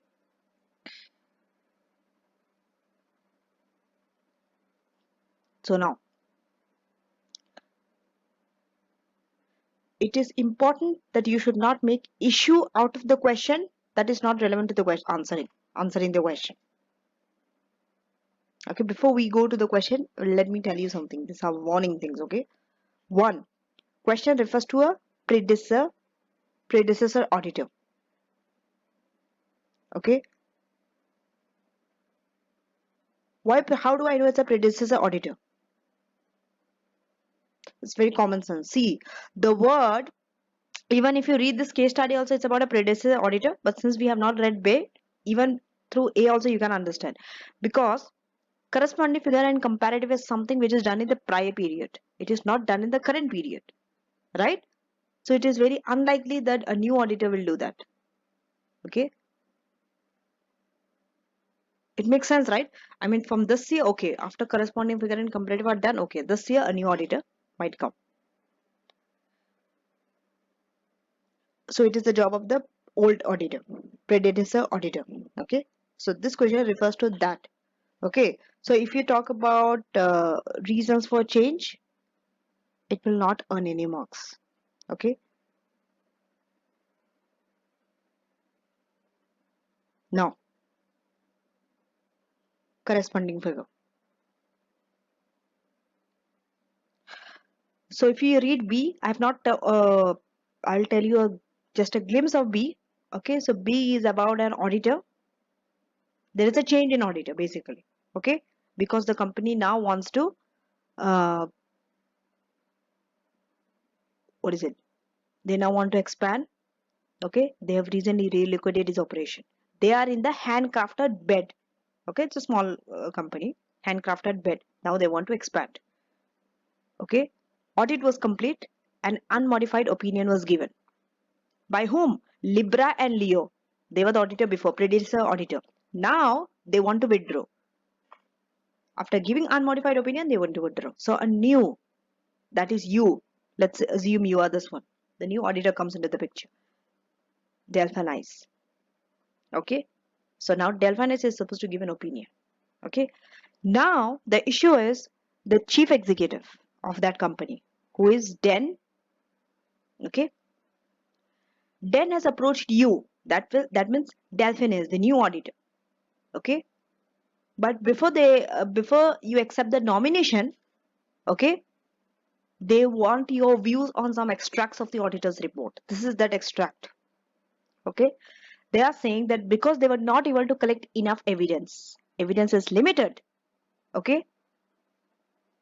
For what? For inventory count. Okay.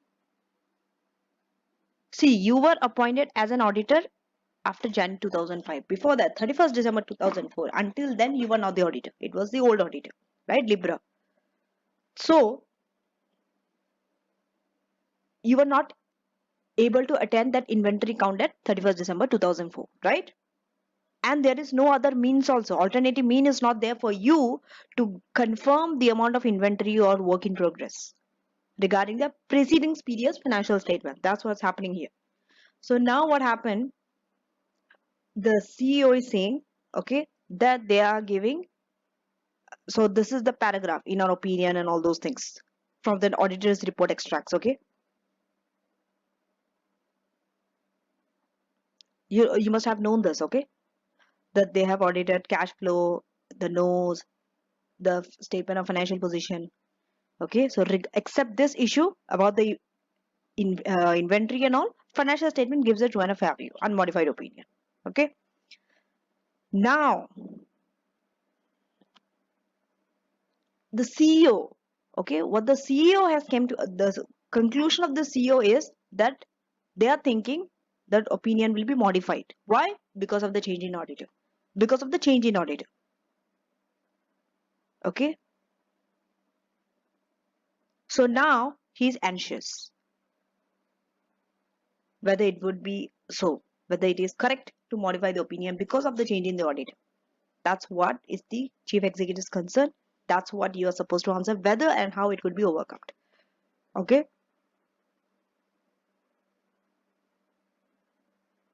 So that's why the question is, in corresponding figure and comparative, the responsibility of the auditor.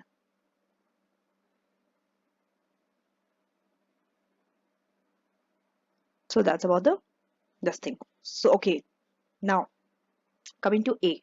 So now you have a whole understanding of the case study. A, about corresponding figure. Okay, how are you going to answer this? I know you know all the audit procedures of corresponding figure, but you just cannot copy paste it here. The question is something else.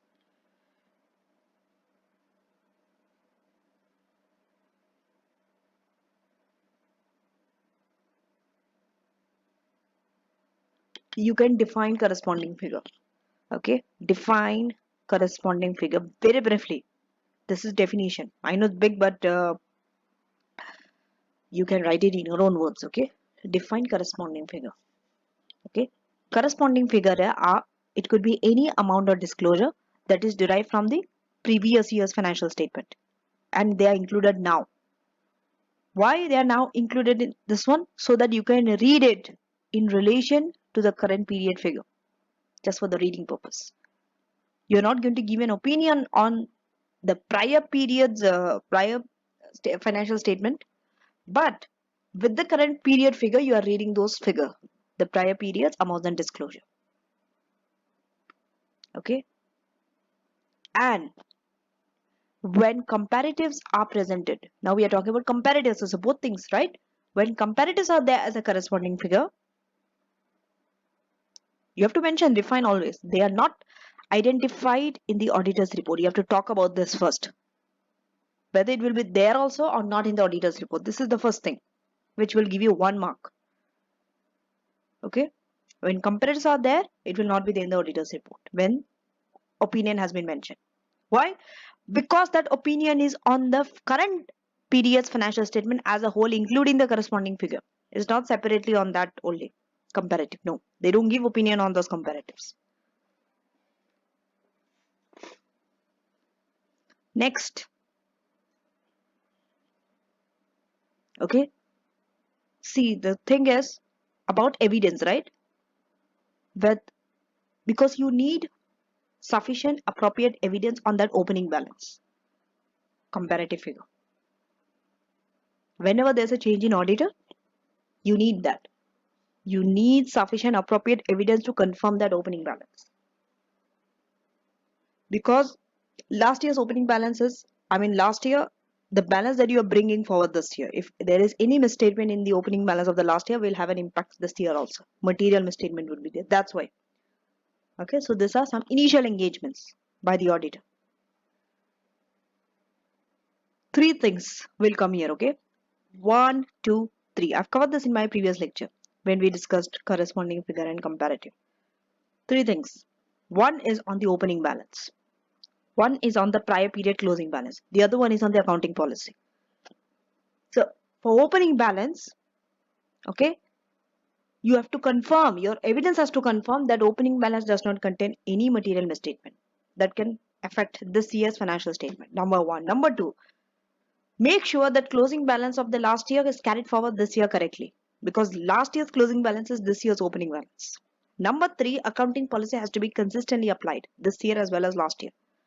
3 things. For saying this, another 1 mark. So out of 5, 2 marks you have earned. Even though it looks a lot, but you will only get 1 mark to write that much. It's not separately you are getting 1 mark for this, 1 mark for the. I mean, it's only 5 marks. Come on. That's why I told you. The reason why ACCA is difficult is because even to score that 1 mark, you have to write a lot. Okay, but you have to choose what to write. Then, what's next? So basically, you can say each paragraph counts up to 1 mark. Okay, this whole is one paragraph. This is another one paragraph. So it's 2 marks. Each paragraph will give you 1 mark because each paragraph talks about one separate point. Now, auditor has to be satisfied with the opening position. Okay. So a new auditor has not previously obtained evidence to support transactions and accounting policy of the prior period. Okay. So to obtain necessary assurance for this, you will get another mark, another 2 marks, let's say.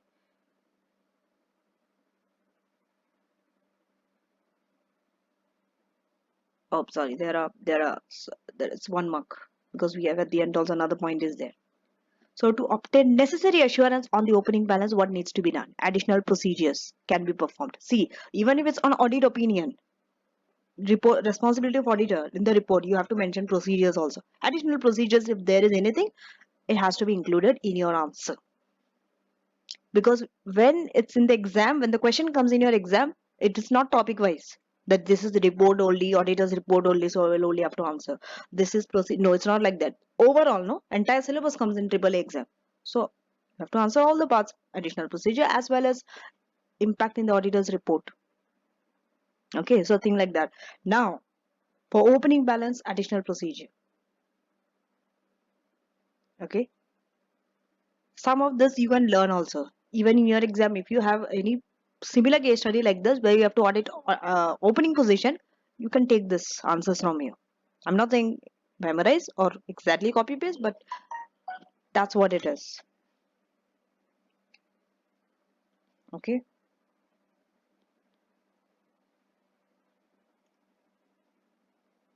Now, so these are the two additional procedures. One is working paper. Review. Okay, so review, I told you. See, procedures will have two things, three things. One is the action, that is review, observe, inquiry, calculate, recalculate, reperformance, and source of evidence, that is in this case working paper and accounting records, and to achieve an objective, either to uh, the assertions that is tested. Okay, either to confirm completeness or to check accuracy or to see valuation, things like that. Okay, I hope you remember the procedure. Okay, audit procedure, you have to remember this because throughout your AAA procedures will be there. That's why. Now coming back to the answer. Review of working paper and accounting records for the previous year end kept by the client's management. Either it could be the client or you could obtain it from the previous audit. That means get the previous record. In the previous record or working paper of the auditors, there would be something about inventory. Okay. For the opening position. See, because this is part B, right? In part B only they talk about inventory. In A, they have not mentioned about inventory. That's why they are not mentioning inventory in part A. You see this? Nowhere they have mentioned inventory. They are only saying opening balance, opening balance, opening balance. You can write inventory also directly like that or opening balance. But I would prefer, since many of you would have not read B, it is very common. Okay, because we think A is separate, B is separate. So just write opening balance. It's fine. You will get the marks. You will get all the marks because you have correctly identified all the additional procedure, impact on the auditor's report. Okay, so it does not matter whether you write inventory or opening position.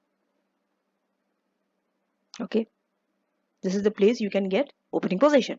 Either you ask your management for the previous record or you review the working papers of the auditor, previous auditor.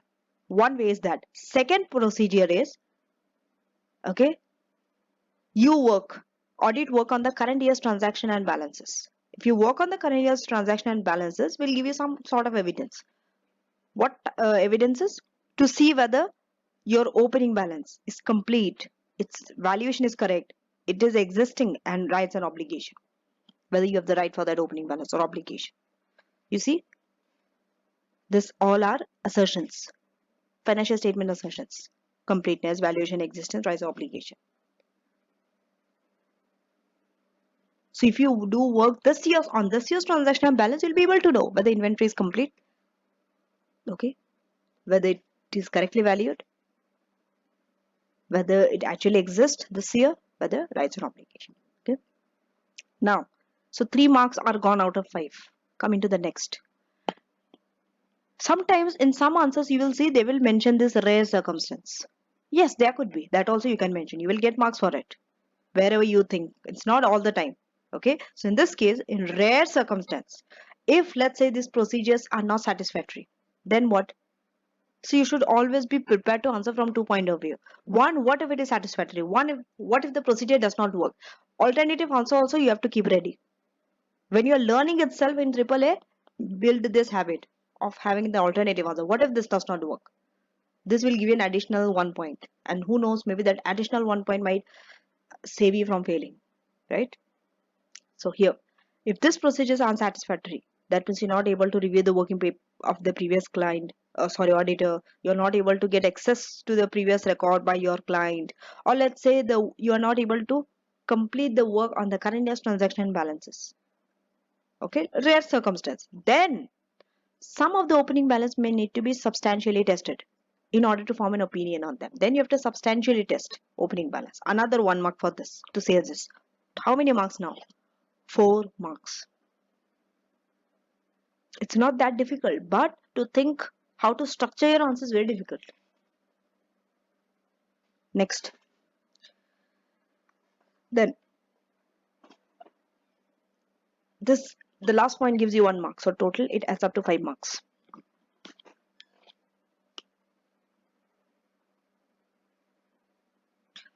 Think from various angles of like how you can collect the evidence. Let's say the scope of the new auditor's work regarding the opening balance is limited. It could be, right? Your scope could be limited on the opening balance. Then what? Then the lack of audit evidence will give a modification. There's a lack of evidence, no? If your scope is limited to the opening balance, I mean for the new auditor, then you will not be able to collect enough evidence. So that's why in that case your audit opinion will be modified. You have to talk about audit opinion at the end of the answer. You see, just see the structure, how immediately they didn't jump to the conclusion and say, yes, opinion is modified or unmodified. No. You build your case like this and then come to a final conclusion.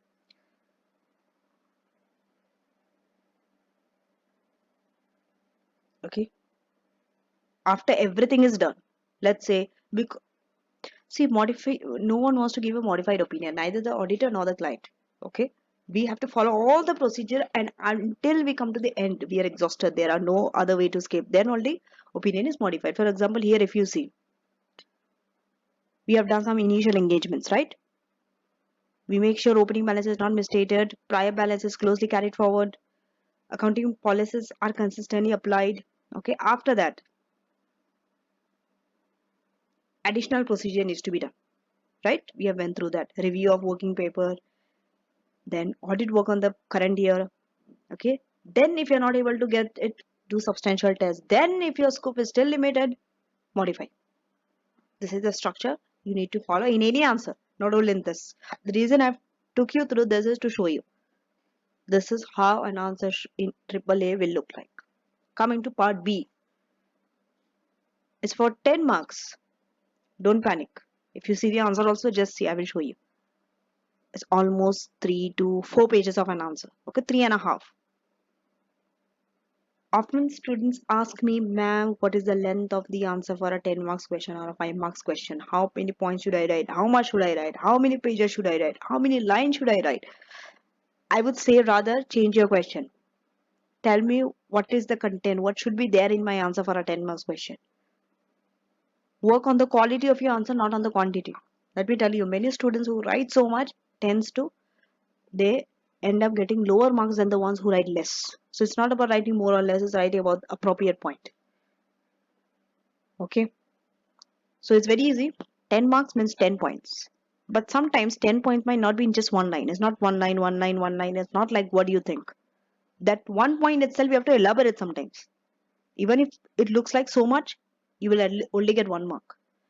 Okay, thing like that. But so this 10 points, you have to manage it with the time given, across the time given. It's not that forever you write. For example, there are 10 points, right? Let's say the total question is only for 10 marks. In your ACCA P level, 1 mark is equal to 1.8 minutes. That means for 1 mark, you have to spend 1.8 minutes. So for 10 points, 10 into 1.8 is 18 minutes. Overall 18 minutes. So let's say for 1 mark, for 1 point, just spend around 1.5 minutes. Okay. Go to the lower spectrum. It's 1.8, right? So let's say it's 1.5. Don't take 2. Don't take more. If you are taking more, you will at the end, okay, you are going to run short of time. Okay, don't keep 2 marks for it. 1.5. Let's say 1.5 minute. Or some of you for very fast in typing, let's say 1 minute. 1 mark for 1 minute if you're very fast. But if you're not, 1.5 is fine.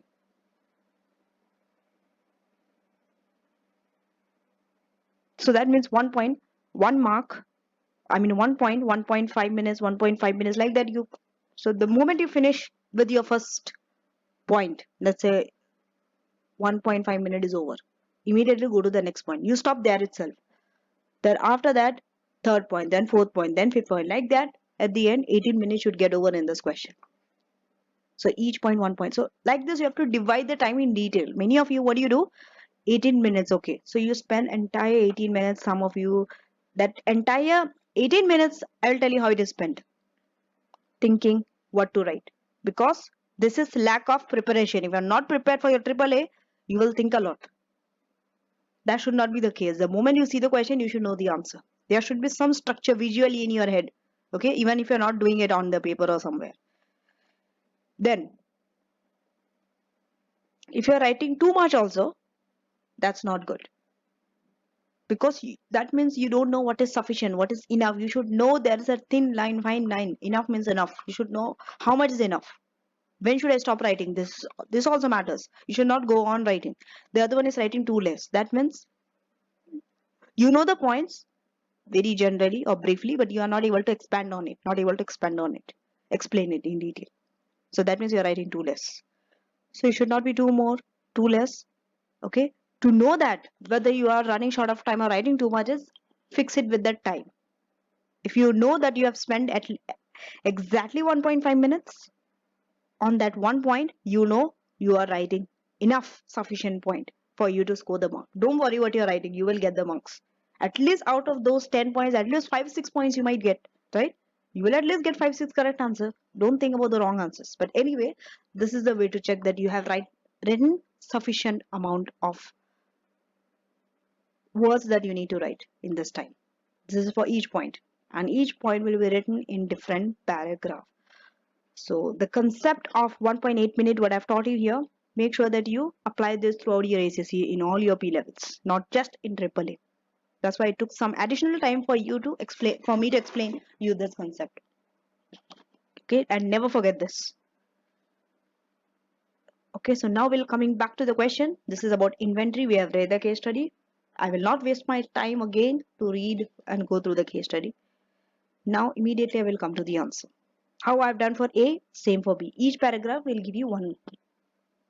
So this is 1 mark. This is 1 mark. The whole thing is 1 mark. Okay, we'll see. How do you start answer on this? Very important. How do you start answering? What is the matter with this? What did they start with? See, they start with saying that because they were not able to collect enough evidence, okay, they are modifying the opinion. Opinion needs to be modified, right? Start from that point. You need to know where they end so that you can pick up from that and explain, right? Start explaining that whether that's correct or not. So in this case, if it is not possible to form an opinion on material matter because of evidence, lack of evidence, a modified opinion will be required. What modified opinion? In bracket, except for qualification or disclaimer. Except for means qualified opinion. Okay, you can write qualified also if you don't want to write except for qualification. It's the same thing. Or disclaimer, because lack of evidence is disclaimer. Okay, 1 mark. So you start by defining that first. First, correct also whether it's correct to modify the opinion also because of lack of evidence. Yes, it is correct. Here it says so. Now, second, first point is over. Okay, you start like this. Any question you get, start by defining that only, whether it's correct also or not in the first place. If it's not correct itself, everything changes. Okay, then why were they not able to collect evidence? Start from that. Start from here. Lack of evidence. This will lead you to the second point. Because they told they were not there in the physical count of inventory. They were not previously appointed. So start by saying whether it is correct also or not. If they are not the auditor previously appointed, whether based on that ground, is it correct to modify or not? So the fact that they were not previously appointed to perform procedure on the prior period closing balance is not grounds for modification. It's wrong. You cannot take it as a ground to say to modify ground because you are not the previous auditor for the prior period closing balance. Okay.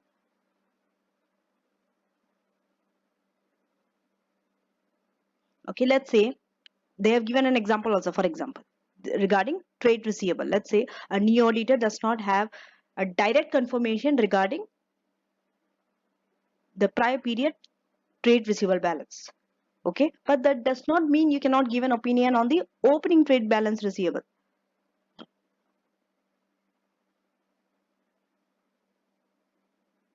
Okay, maybe prior period's trade receivable balance you will not be able to get. That means closing balance of this year. But this year's opening balance, this year, okay, the opening trade receivable balance, you can give an opinion. Okay. Now, so for saying that the change in auditor will not lead modification. Yes, if lack of evidence, see this is lack of evidence. Lack of evidence, modify. Correct.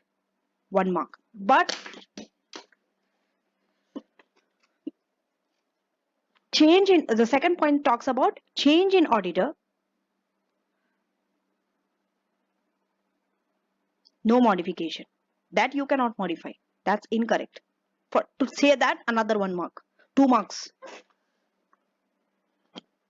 Then we are coming to inventory. Very specific. Then we come to the specific point. We generally talked about change in auditor and lack of evidence. Now come to inventory. Because the whole case study is on inventory. You need to be very specific like this. In your case study, they might give you some other element.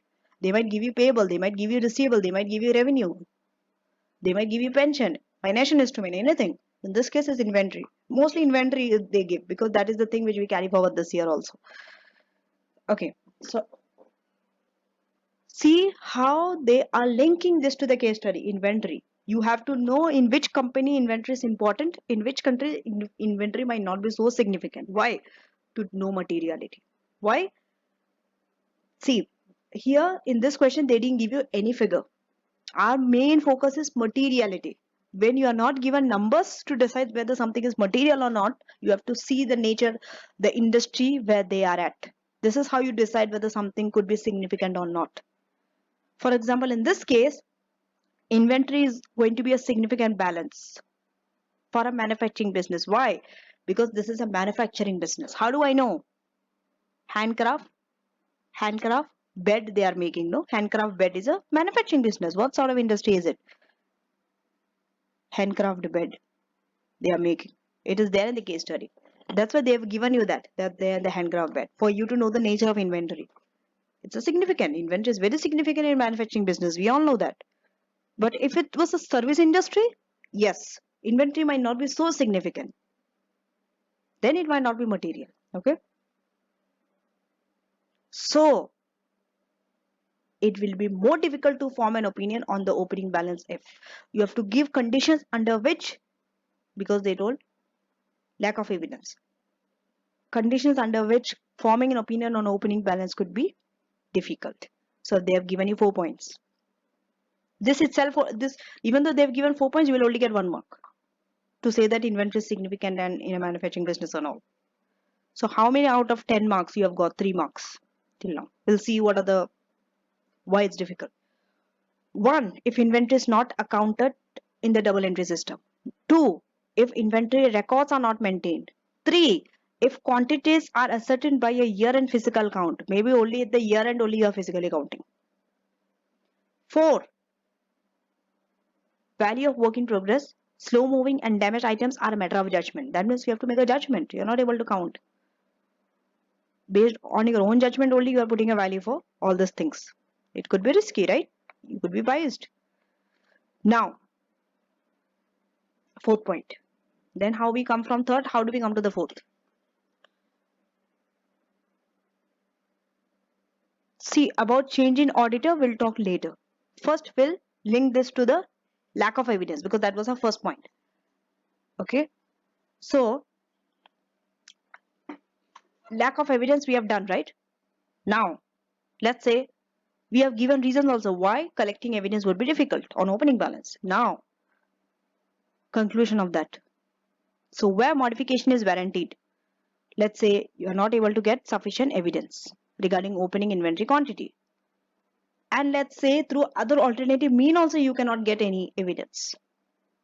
Then what type of opinion is to be given? This is what you have to write. Opinion now. Opinion after lack of evidence. Lack of evidence on the opening balance. So the except for opinion is a modification of the opinion on the current period's result. Then the current period result you have to give except for opinion. That is qualified opinion. That means except for inventory, financial statement gives a true and a fair view. You are giving a conclusion.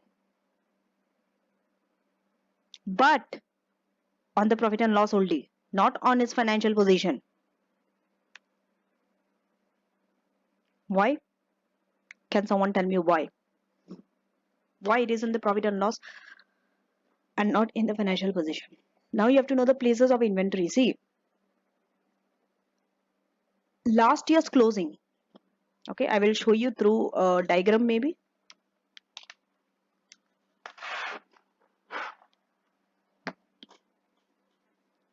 Last year's closing becomes this year's, that means current year's opening.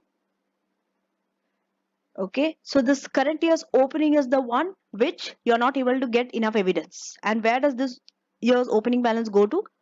Statement of profit and loss. You write opening balance minus closing balance. That's how you get cost of sales, no?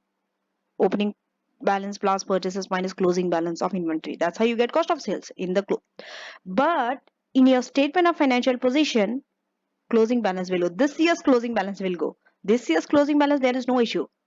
The issue comes in the last year's opening balance, which is carried forward this year as an opening balance. So it goes in the statement of financial position, the closing balance of this year. Opening balance does not go in the statement of financial position. That's why only your profit and loss is modified, not your financial position. You understand? That's why I told you, you need to know the impact of the element in your statement of financial position and statement of profit and loss. Which places are getting impacted? Is it both? Is it one or is it none of it? This you have to know your SBR. Your accounting will help you, okay? Okay. So now how many marks? 1, 2, 3, another 1 mark, 4 marks. Out of 10, 4 marks you have secured. Coming to the next one, okay? This will give you 5 points. This whole paragraph is 1 mark. So total 5 points until now. What is it? There is, I told you, always 2 sides. First one, lack of evidence. Let's say you are not able to get enough evidence on opening balance. So modify. So qualified opinion. Another scenario, the last point is saying, what if evidences are there? What if collecting evidence is likely? You can there are chances that you can collect evidence. Then what would be the opinion? That's what you're writing in this. So in this case, for Delphinus, it is likely that sufficient evidence will be available to the new auditor in respect of the inventory. Why? In this case, specifically, there are chances you can collect sufficient evidence for inventory. For a new auditor could collect. Why? Through various means. Three.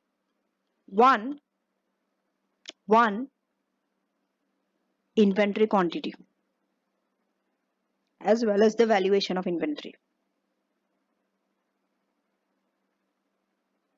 See, you can get this from the company, from your client, right? Inventory quantity and valuation of the last year, you can get it from the client. In case if you're not able to get it from the client, you can at least get it from the previous auditor, Libro and Leo, right? A copy of it you can get from the previous auditor. The quantity and the valuation. Next is, look at the type of business. They are in the handcrafted bed. So handcrafted bed are not small, nor they are inexpensive. They're expensive also, they are big also. So therefore, auditor will be able to compare the quantities of this year with the prior period. It's easier to compare items like this with the previous year.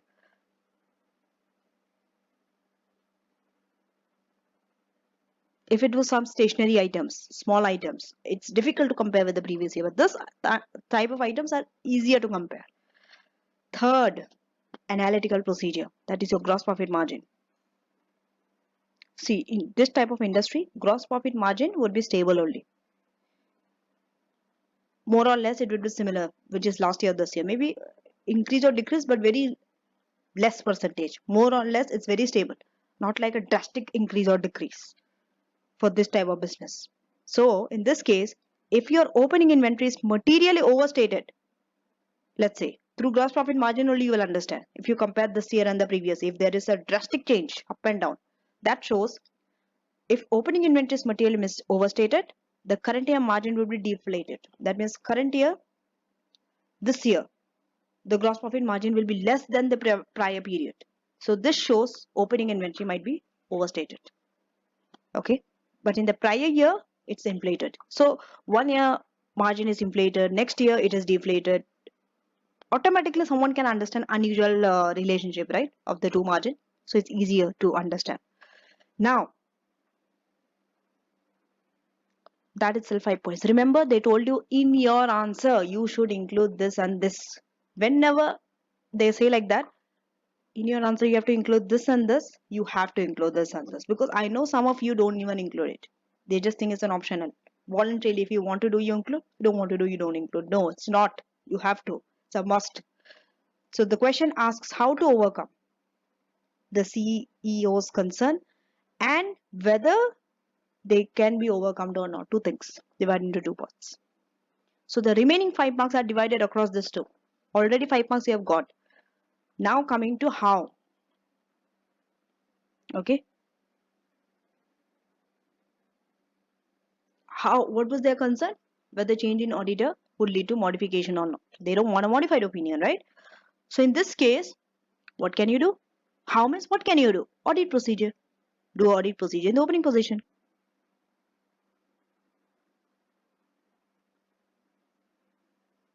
See, when you're choosing audit procedure, it's your choice. Here, in this area, there's a difference between candidates. This is the area. Rest all might be more or less similar. But when it comes to audit procedure, you might pick something else. Other one might be picking something else. It's fine. Perfectly all right. As long as it checks the inventory valuation or completeness or accuracy, or you will get the marks. Okay. How do I know how many points should I write? Question is often asked. How many audit procedure? Don't keep it more than 2 or 3. Don't extend beyond that. You can keep 1, 2 or 3. Even one I would not suggest 1, 2, at least 2. At least 2. Minimum 2, maximum 3. Okay. Okay.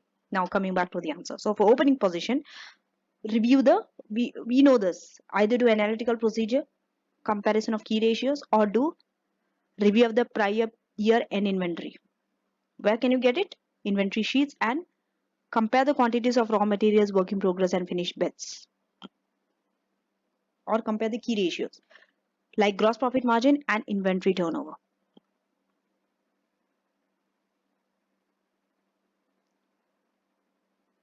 How? They both are linked, no? Just now we saw about gross profit, right? It should be stable. And same for inventory turnover.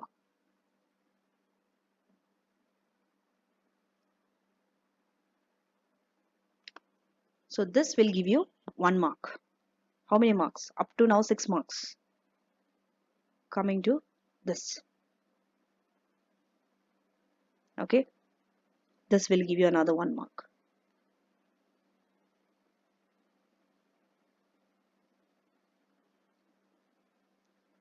Okay. Now, so to assess the audit, they should ensure the following information is readily available. Because we want to calm the chief executive's concern.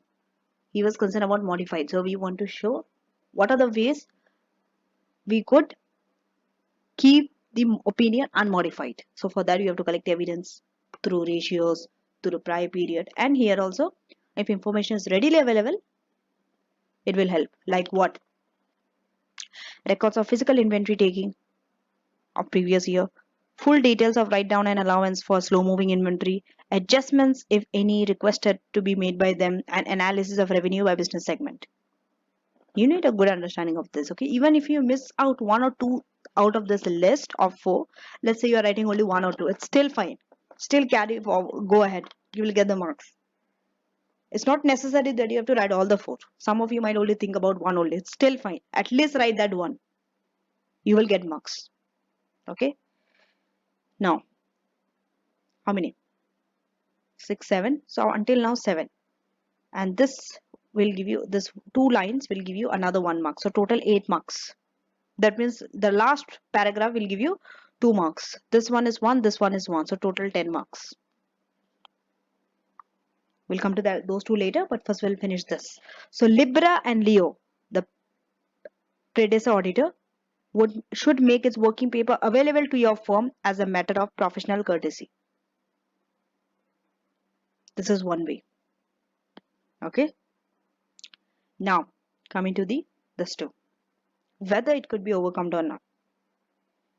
Okay. So what was his concern? Change in audit opinion. So you also have to talk about change in audit opinion only. Okay. So change in opinion does not necessitate a modified opinion. No. Even if auditors are changed, it does not modify your opinion. And for a company like this, now you're linking it to the company. You have to link it to the company like this. Why it might not be necessary to modify? Because for company like this, with the minimal additional procedure, okay, he doesn't have to do so many additional, only minimal. That itself should provide sufficient appropriate evidence over the opening position. That means of the inventory. So it's very likely that they don't have to modify the opinion. Let's say evidence, they are not able to collect evidence. Change in auditor also, not able to collect evidence also. Okay. So however, if it is not possible to state that unmodified opinion will be issued, okay, then, and if for example a material misstatement was to arise in respect of the current year, then auditor would need to report this to the member. You cannot say auditor has to give modified opinion. You have to say they have to need to report this to the member.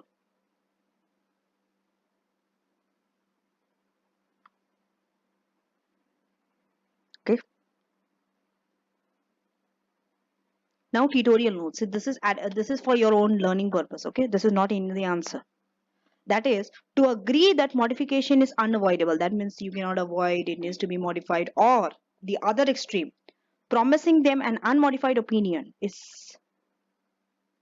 would not be a professional stance. Okay, professionally you cannot advise it. In your exam, avoid the two extremes. Okay, you should always be in the middle and find a balance between the two. Neither you should promise them unmodified opinion because you yourself is not sure. Something auditors are never 100% sure. They're taking a chance. Okay. Next, they are taking a risk. The next one is, now they should say that opinion needs to be modified. No, you just report to the member. This is how you need to write an answer. Okay, now we'll come to the next question.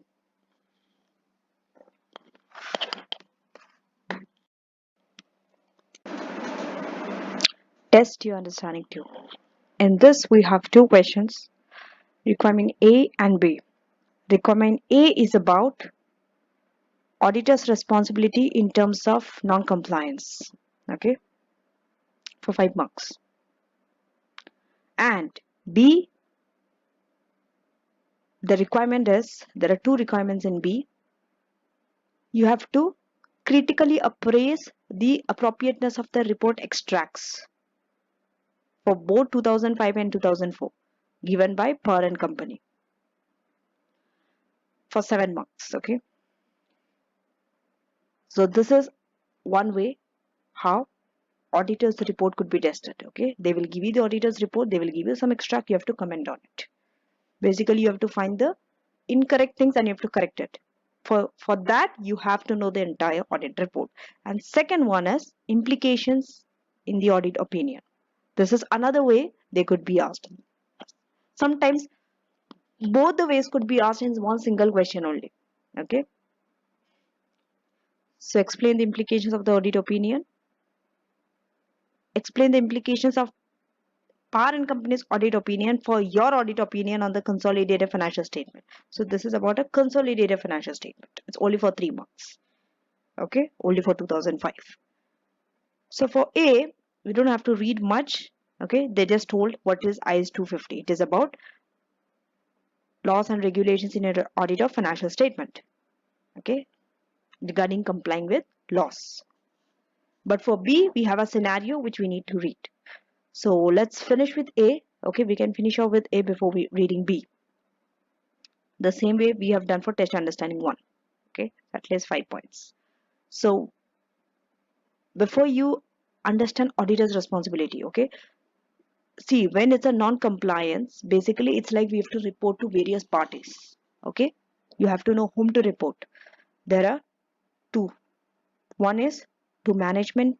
Okay, you have to report to management, communicate with management. The other one is those charged with governance, TCWJ. Sometimes you might have to report to the other regulatory body itself in some countries. Okay, we'll see. So here, whenever there's a non-compliance, remember you have to report. Okay, so basically this 3 line is just the definition of non-compliance. Start with the definition of non-compliance. The subject, always start with the definition, but definition has to be very brief, 1 or 2 lines. Okay, so we all know what non-compliance is. That means you're not complying to the rules, you're not preparing financial statements according to the standard, either intentionally or either unintentionally. Okay, which is against the laws. Now our main part is, we'll see what we need to do. Okay, we need to report to the management and we need to report to the user, regulatory and enforcement authorities. You see 3. So there are 3 separate parties whom we have to report. Okay, first we'll see to management what we need to report and how it will be. Okay, so normally any non-compliance needs to be brought to the attention of the management. Okay, and if the auditor suspects that members of senior management are also involved in that non-compliance, then you need to report to those charged with governance. If senior and management are also involved in the non-compliance, where no higher authority exists, then what? Then they can seek legal advice. Okay, if the auditor does not know, no higher authority exists, auditor is unsure whom to report, take legal advice, seek legal advice. Okay, coming to the users of the auditor's report on the financial statement. Okay, what do you have to report to them? See, basically when we are talking about auditor's responsibility, okay, you have to already come up with your conclusion, what would be the opinion. Okay, you have to know one out of the 4 opinion, 1 opinion, which one is more relevant to this, you should know if you're not complying. So in this case, okay, if non-compliance has a material effect, we always have to talk in terms of materiality, okay, always, whatever the issue is. In this case, the issue is non-compliance. So if non-compliance could have a material effect on the financial statement, okay, and it is not properly reflected in the financial statement also, what do you think? What kind of evidence? Think. It cannot be unmodified, it cannot be disclaimer of opinion because it is a material misstatement. Disclaimer of opinion comes due to lack of audit evidence. Nothing has been mentioned about it, right? Then what? Then either of two, either qualified or adverse opinion.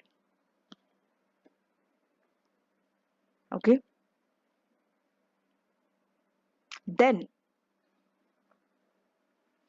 if it is lack of audit evidence, okay, unable to obtain sufficient appropriate evidence, then it would be either qualified or disclaimer of opinion. Because sometimes auditor might not be sure whether non-compliance could have a material impact or not. Okay, then qualified or disclaimer. But that is because due to lack of sufficient evidence, sufficient appropriate evidence. That's why disclaimer of opinion also could be issued. Okay, now we are moving on to regulatory. See, some countries, according to some countries, you have to report to them, but some you have to keep it confidential. But auditor also has a duty of confidentiality, right? That means they cannot supply any kind of information to a third party. They need to keep it confidential. But where, okay, there are some situations where when there is a non-compliance issue, okay, then professional duty to disclose, you have to give priority to this over the confidentiality, duty of confidentiality. Your preference has to be to the professional duty to disclose rather than duty of confidentiality when there's a non-compliance issue. For example, money laundering case and all that time you have a duty to disclose. You cannot say that I am under duty to keep the information confidential, so I'm not going to disclose. No. Okay, because it is in the public interest. If it's in the public interest disclosing, then you have to disclose. Okay, now, so that's about A. It is quite easy, very straightforward. Basically, A is asking you whom to report and what needs to be reported. Whenever you're reporting, think of the opinion. Coming to B, we have to read B a little, the case study. So in the first, okay, they have given you that Cleve, okay, you are supposed to audit Cleve, okay, who has acquired 100% interest in Howard. Howard is a subsidiary, okay, and material to Cleve also. But that that Howard, your subsidiary was audited by another firm, Per and Company. Okay. Now you have just received the previous auditor's draft report. Okay. So we have to go through his opinion now because it can have an impact on your consolidated audit opinion on your consolidated financial statement. So we'll go through it. Okay. So here they have told under audit opinion as more explained in notes 11 to 15 impairment loss. Okay. On what non-current assets has not been recognized in profit and loss, impairment and loss. Okay. Because directors were unable to quantify the amount. Then, so in our opinion, provision should have been recognized. Okay, according to IAS 36. Provision should have been made for this is required by IAS 36. And if the provision is recognized, okay, it would have been to increase the loss before and after tax. And to reduce the value of tangible and intangible non-current asset. Obviously, if you recognize, okay, a provision for impairment, your loss will increase further and your non-current assets will reduce. Okay, see how this is inconsistent, this paragraph with the before one. Before they told impairment loss on non-current asset only. Here they are saying intangible and intangible non-current asset. They are giving you two. So it's confusing, right?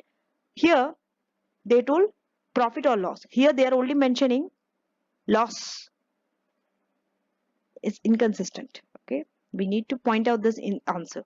Okay, but we'll read further anyhow. So they were unable to quantify, okay,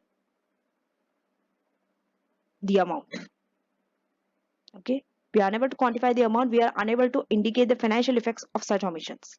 Now, in the view of the failure to provide for impairment, okay, in our opinion, financial statement do not present fairly in all material respect the financial position of Howard.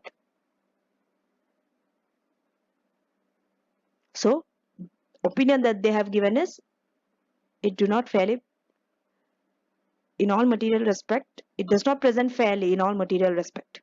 Okay, the financial position, cash flow and all. Now, your review of the prior year auditor's report shows the 2004 audit opinion was worded identically. You see, 2004 and 2005 was worded identically. So now you have to comment. You have to comment. It's for 10 marks. Okay. 7 for report extracts, but it is divided between 2 years again. And 3 marks for impact on the consolidated. First, we'll finish the first part. Okay. If you go through the first one, always start. This is where you have to know the structure of your audit report. You have to know which one comes first, which one is the second one, which one is the third paragraph, which is one is the fourth paragraph. I think we went through 15 different subheadings under that report, starting with the heading, right? So we'll start with heading, whether there is any issue with heading. If there is any issue with certain paragraph only, we'll include that in the answer. Remember, not all the 15 paragraphs, no. For example, if in your answer emphasis on matter or key audit matter is not relevant, then don't write it. Then don't write it. Okay. Here, start with heading. Okay. You see, they nowhere they have told qualified opinion or disclaimer of opinion or modified or whatever. They didn't give a heading for opinion, right? So proper heading needs to be there. Whenever you are giving an opinion, that paragraph needs to be headed properly, saying qualified opinion. It was not there.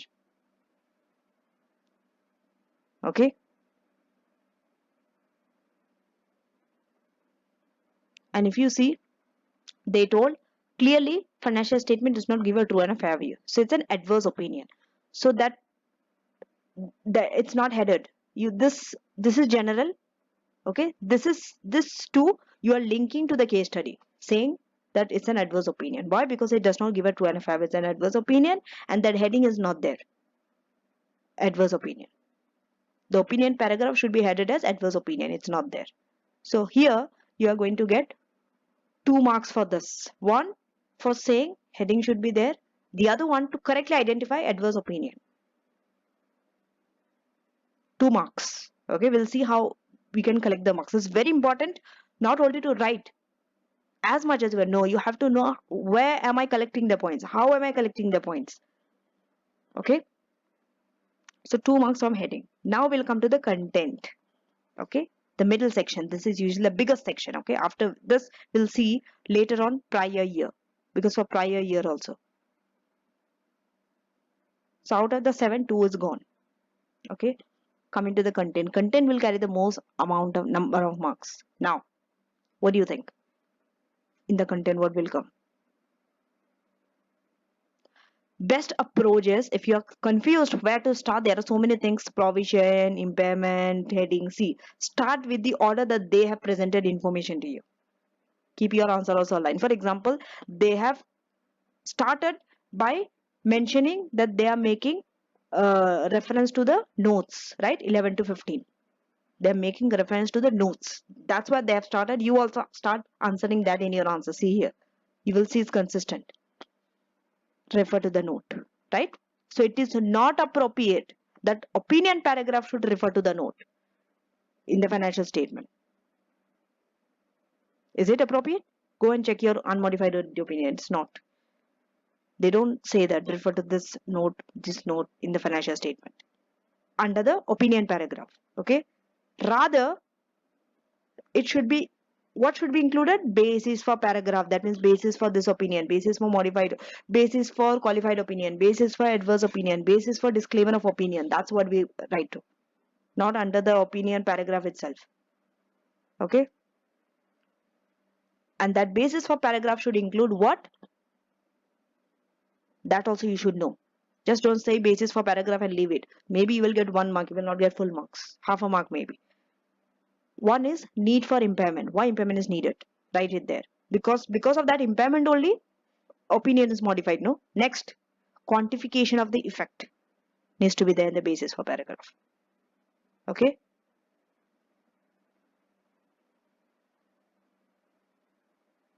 So the maximum possible loss would be what? Simply the carrying amount of non-current asset identified as impaired. That is the maximum. So for all this you will get 1 mark. Just to say basis for paragraph. So 2 plus 1, 3. Out of 7, 3 marks we have got. Now come below. Next, what did they say? We'll take one approach at a time. Okay. First, they told reason for impairment. That should be in the basis for paragraph. That's over. Reason for impairment. So reason for impairment should come correctly under basis for paragraph. That's done. Coming to the next. What is next? They were unable to quantify the amount. This is the next issue. So we are going to deal with this. This will give you another 1 mark. Okay. Because the directors were not able to quantify the amount. But it's not clear why they were not able to do that. Right? Because usually impairment should be quantifiable.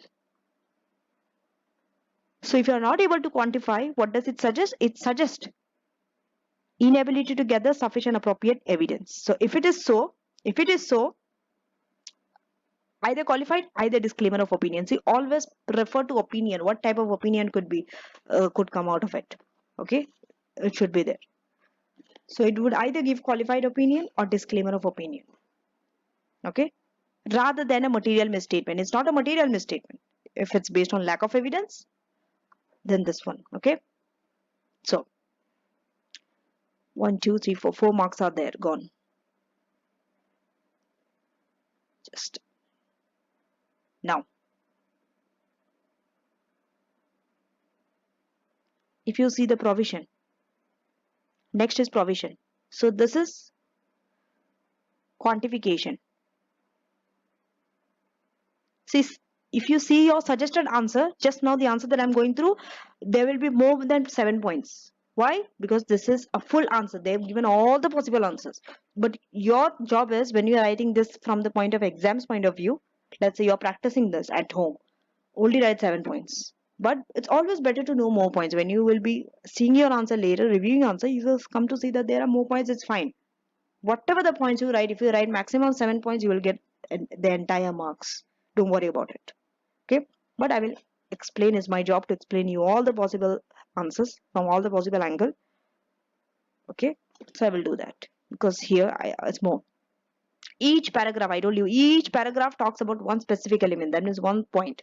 So 1 point is equal to 1 mark. Okay, that's how marks are given in ACCA. Now it's provision. So this is about provision. They told provision should be made. Okay,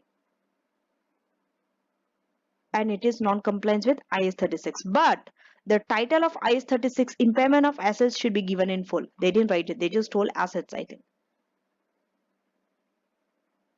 We'll see. Go back.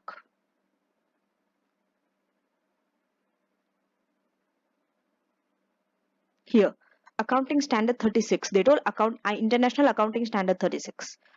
They should write it impairment of assets. So this will give another 1 mark. Okay, basically, so 2, 3, 4, 5, if you see 6, 7. Okay, this itself is only giving you 7 points. Then 8 point. Okay, just 9 point, 10 points. You said 10 points they are giving you. Okay, but just write any 7. Okay, especially under content part. Content part you can reduce. They have given you, I think, more than 5 points. Okay, the wording is confusing. This is the next problem. What is it? How?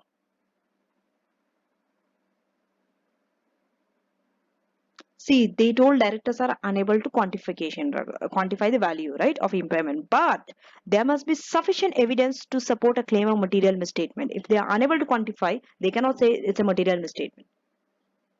To say there's a material misstatement, you should have sufficient evidence to claim. Okay? Even though directors cannot exactly quantify the amount, we know that, we understand the nature of it, we have to estimate, but at least they can estimate to form an opinion, right? Estimate to form an opinion that the amounts involved are sufficiently material for you to say modification is required. Now, that itself will give you another mark. Coming to the next. You see, I told you this. First paragraph reflects to non-current asset. But later on, the second paragraph, they are saying tangible and intangible. Isn't it confusing? They didn't even explain also why both tangible and intangible are impaired. So that's one issue. Next is about, this also I've told you before. First paragraph refers to profit or loss. Second and third only says loss. Okay? But it may be clearer if the first paragraph referred to recognition in the statement of profit or loss. Then it will be more clear rather than saying profit or loss. They have to mention the statement of profit or loss rather than saying profit or loss. Okay? Now, next. What's next?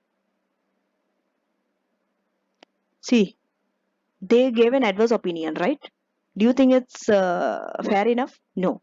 It is not clear that why the failure to recognize impairment is an adverse rather than qualified opinion, right? Why? Because if you are not complying with IS 36, you are likely to overstate non-current asset and understate the loss because you will not recognize impairment. So loss will be less, right? So if you see, this matter does not appear to be pervasive. It's not likely to affect the other places. So in this case, adverse opinion looks unsuitable because financial statement as a whole are not incomplete or misleading, only that one area.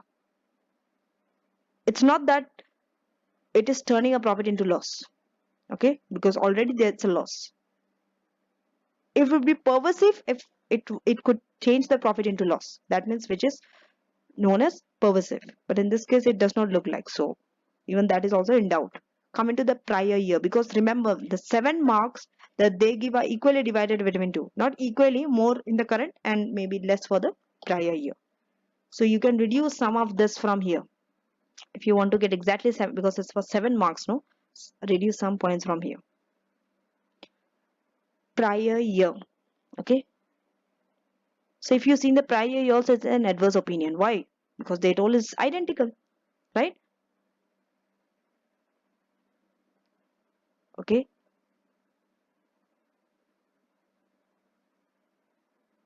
So it's an adverse opinion and the matter that gives to rise modification is unresolved, then 2005 opinion should also be modified. Regarding what? Regarding corresponding figure.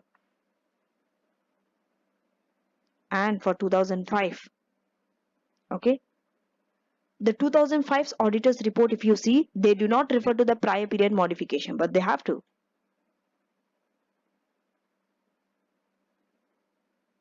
And they have not even highlighted that matter resulting in the current period modification is not new. It's not new. For example, the report could say like this. See, you can always give suggestion. Okay, what could the report say? What would be better words? That's what you're supposed to do anyway. So as previously reported and as more fully explained in notes, dash dash dash, and state the increase loss by this. You can say that loss will increase by this percentage. Okay, that means you are making reference to the prior period for this year's modification. Now coming to the next. It's for 3 marks. So you see 1, 2, 3. 3 marks.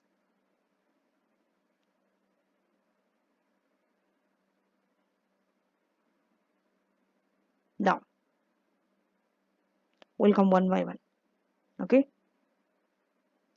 See, Howard is a subsidiary of Cleve and is 100% owned. So in that case, Cleves can request Howard to adjust their financial statement to reflect this impairment of assets, right? They can tell them, the subsidiary, to reflect their financial statement to reflect the impairment. Okay. If it is done, okay, which means material misstatements are no longer exist and opinion can be unmodified, correct?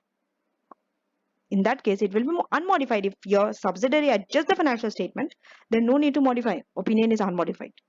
Second could be, impact could be, let's say, if potential adjustments to non-current assets carrying amount and loss are not made in the subsidiary's financial statement, then what? The misstatement may not be material in the consolidated financial statement, even though it is not adjusted in the individual subsidiary, but when it comes to consolidated, it may not be material. So in this case, in which there will be no implication for the audit opinion of Cliff. No implication. One mark. Because if something is not material, there will be no implication for the opinion, audit opinion.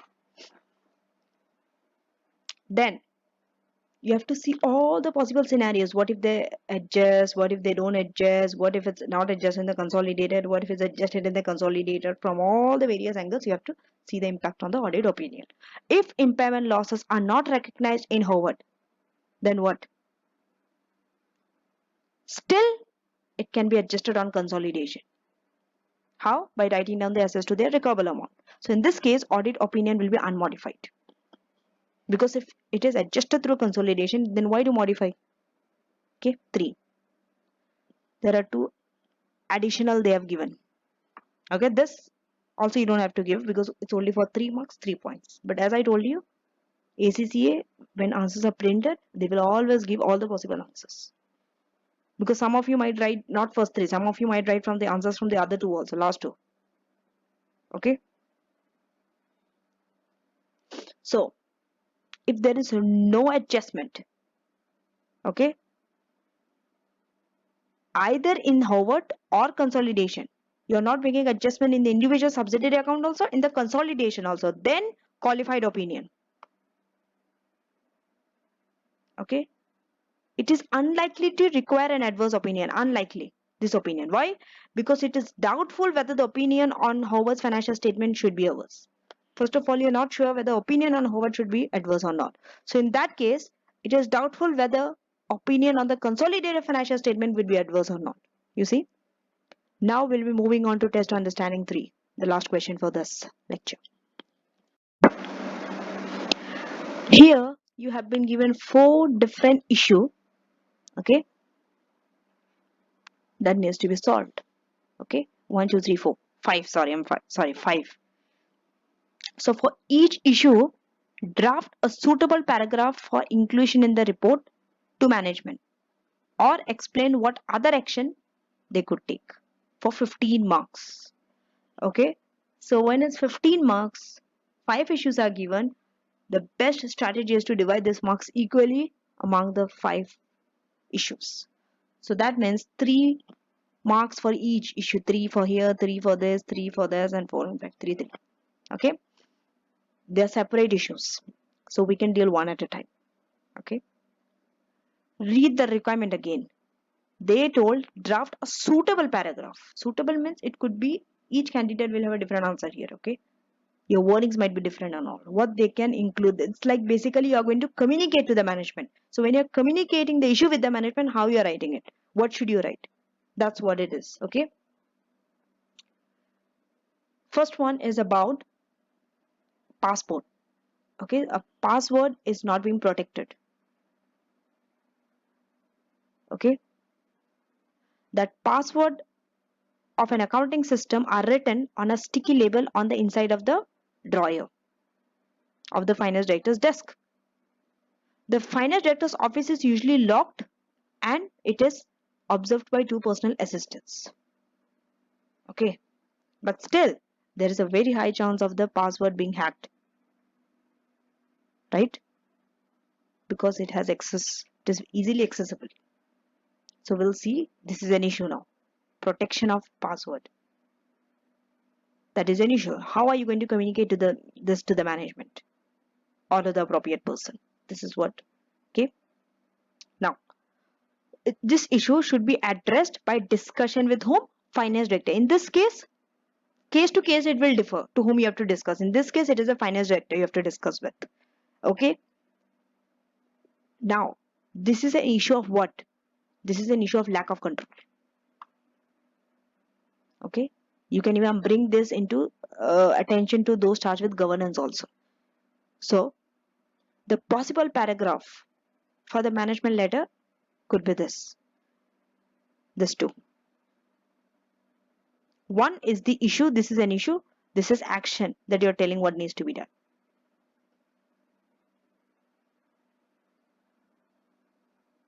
Okay. Now, whenever you see paragraph, okay, see one thing. There is a pattern. They will always use the word we found this, we recommend, we do, we advise, we suggest, words like this. So make sure that your paragraph when you're writing, it includes words like this. Don't write I think or in my opinion or I feel this should be done or this is wrong. Don't use words like this in audit. Okay, avoid. Be professional. We found this instances are here. This. We recommend you to do ABC like that. So what is it? We found that passwords were kept in accessible locations.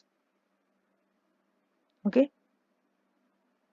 That means easily someone can access the company's accounting system because those passwords were kept in accessible location. So what will you recommend? We recommend that passwords should be always kept confidential to the intended user, whoever is the user. Okay. Best is to memorize the password. But if that is not feasible, then use a password management system. Okay. Coming to the next issue. Next issue also is very similar. I mean, issue is not similar, but the way you write approach is similar to first one and the third one and the fourth one and the fifth one is the same pattern. We'll read the second issue. This is about a payroll clerk. Okay. He is having all access to the payroll system and he's also responsible for changes to the salary rate, to the tax, to other payroll items. And no one reviews this in detail, the payroll. Okay. Even though the directors review the management accounts each month. Okay. Finance director is an experienced qualified accountant and the CEO and the one of the non-executive director also have a financial expertise. So we'll talk about two now. Payroll clerk. This is about him having the access control. Just a minute. Okay. So what is it?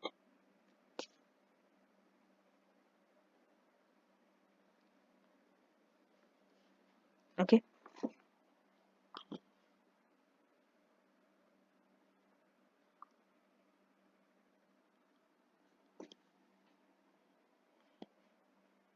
What is currently happening?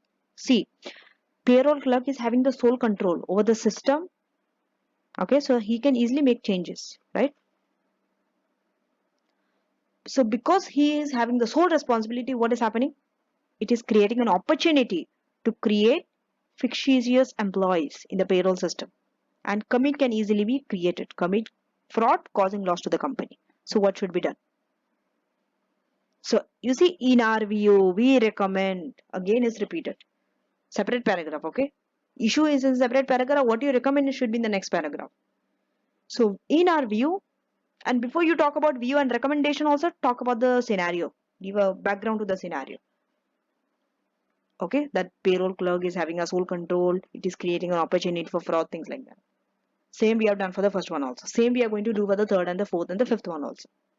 So in our view, what's happening? The monthly review is insufficient. Okay, monthly review of the management is insufficient because through that you cannot detect abuses of the system. Even though, okay, It might not be material on individual basis, but over the time, amount could be substantial when you add up together. So what do you recommend? You recommend instructions to be given to the bank before payment is made. Comma. Comma means next. What do you recommend? Next is payroll should be reviewed by whom? By the finance director or the CEO in detail. So one is give instruction to the bank before making payment. Second, review the payroll. Coming to the third.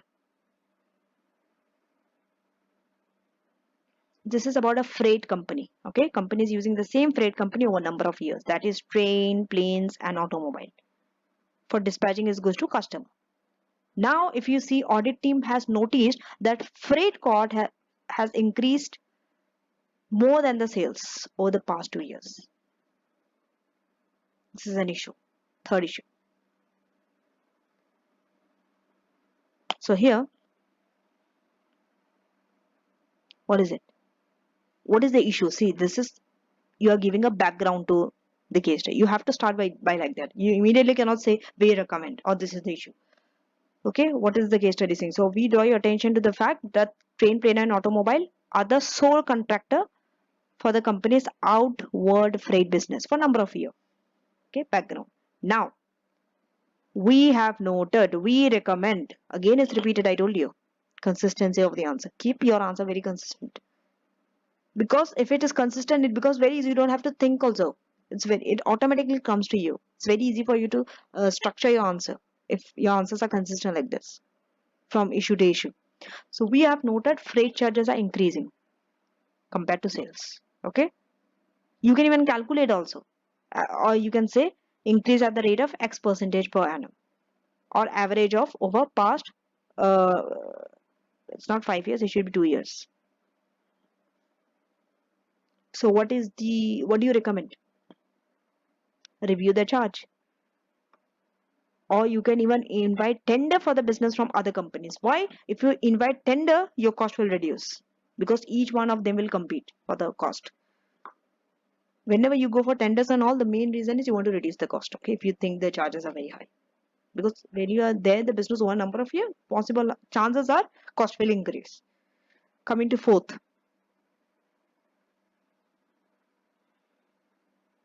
this is about what?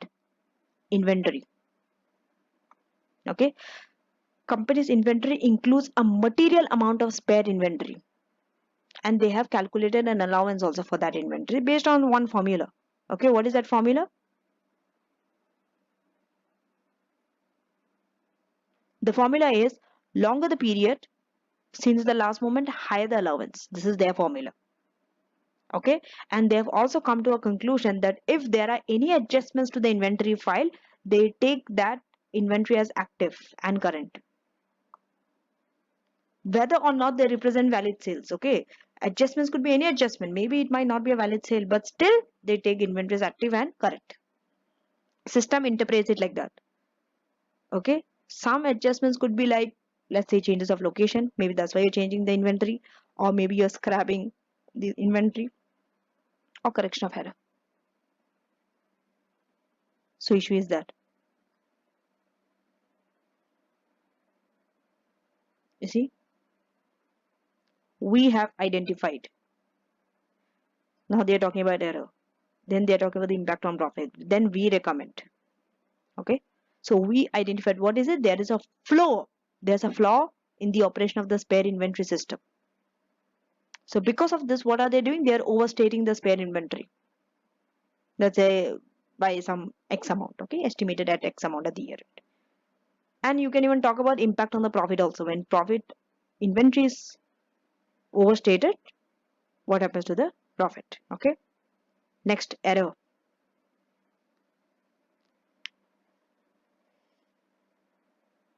Because they told the errors have arisen because the system recognizes any, why error have arisen there? Because system recognizes any adjustment to spare inventory as a movement on inventory. That means they are taking it as a current, even if the movement could be, let's say, minor technical adjustments or even write downs. Okay, although the impact on profit is not material, But it is possible that cumulative overstatement of spare inventory could be material. Currently, maybe it's not material. Okay. Just wait a minute. I want to go to fourth one again. Okay. So what do you recommend? That management investigate further the actual level of overstatement of spare inventory and then take immediate actions to that only validate sales of inventory. Okay, only valid sales of inventory are recognized as movement for the purpose of deciding whether a particular line of inventory is current or not.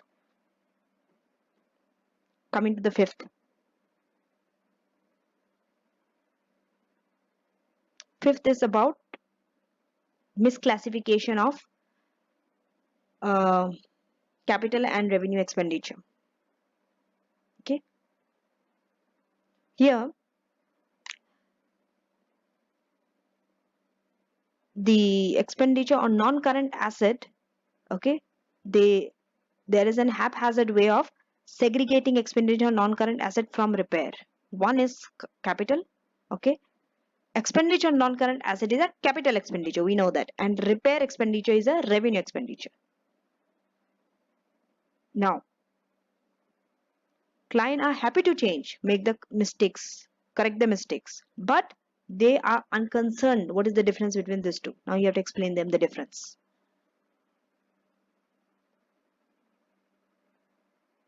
So here, if you put capital as revenue or revenue as capital, it will have a tax implication. In here, audit materiality is not relevant in this case. It is about tax implication. Okay, so these are the possible wordings we have identified, we recommend. I told you, we always start like this. All the answers throughout are consistent, right? What is it? We have identified that capital expenditure has been incorrectly treated as repairs. Okay, so such errors can have an equal impact on the company's profit, which in turn can have impact on the tax, because based on your profit only you will calculate tax, right?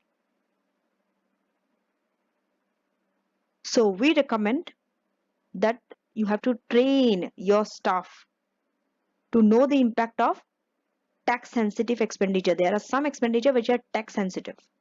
That means on this you attract tax easily. Okay, so staff needs training on that so that such misallocations do not occur in the future. Okay, so that's it. Thank you for watching this lecture, which is a very relevant lecture, very important, and I know it's very lengthy, but I have no option. Okay, I tried to squeeze this lecture as much as I could, and I will see you in the next lecture. Make sure that you do all the questions on audit report today itself after you watch this lecture before we move on to the next topic, because with this I've finished my section E. I'll be moving on to section F and G. Those are the two sections remaining in AAA lecture. Okay, and if you want, you can download the lecture. You have to go to my about section on my channel, and below you can see AAA lecture. You need to click there and you will get all the slides. If you want to download the textbook and the revision kit of AFM, SBL, SBR and AAA, you can go to my ACCA materials, click there and select your relevant textbook and kit. Thank you for watching, and I will see you in the next lecture.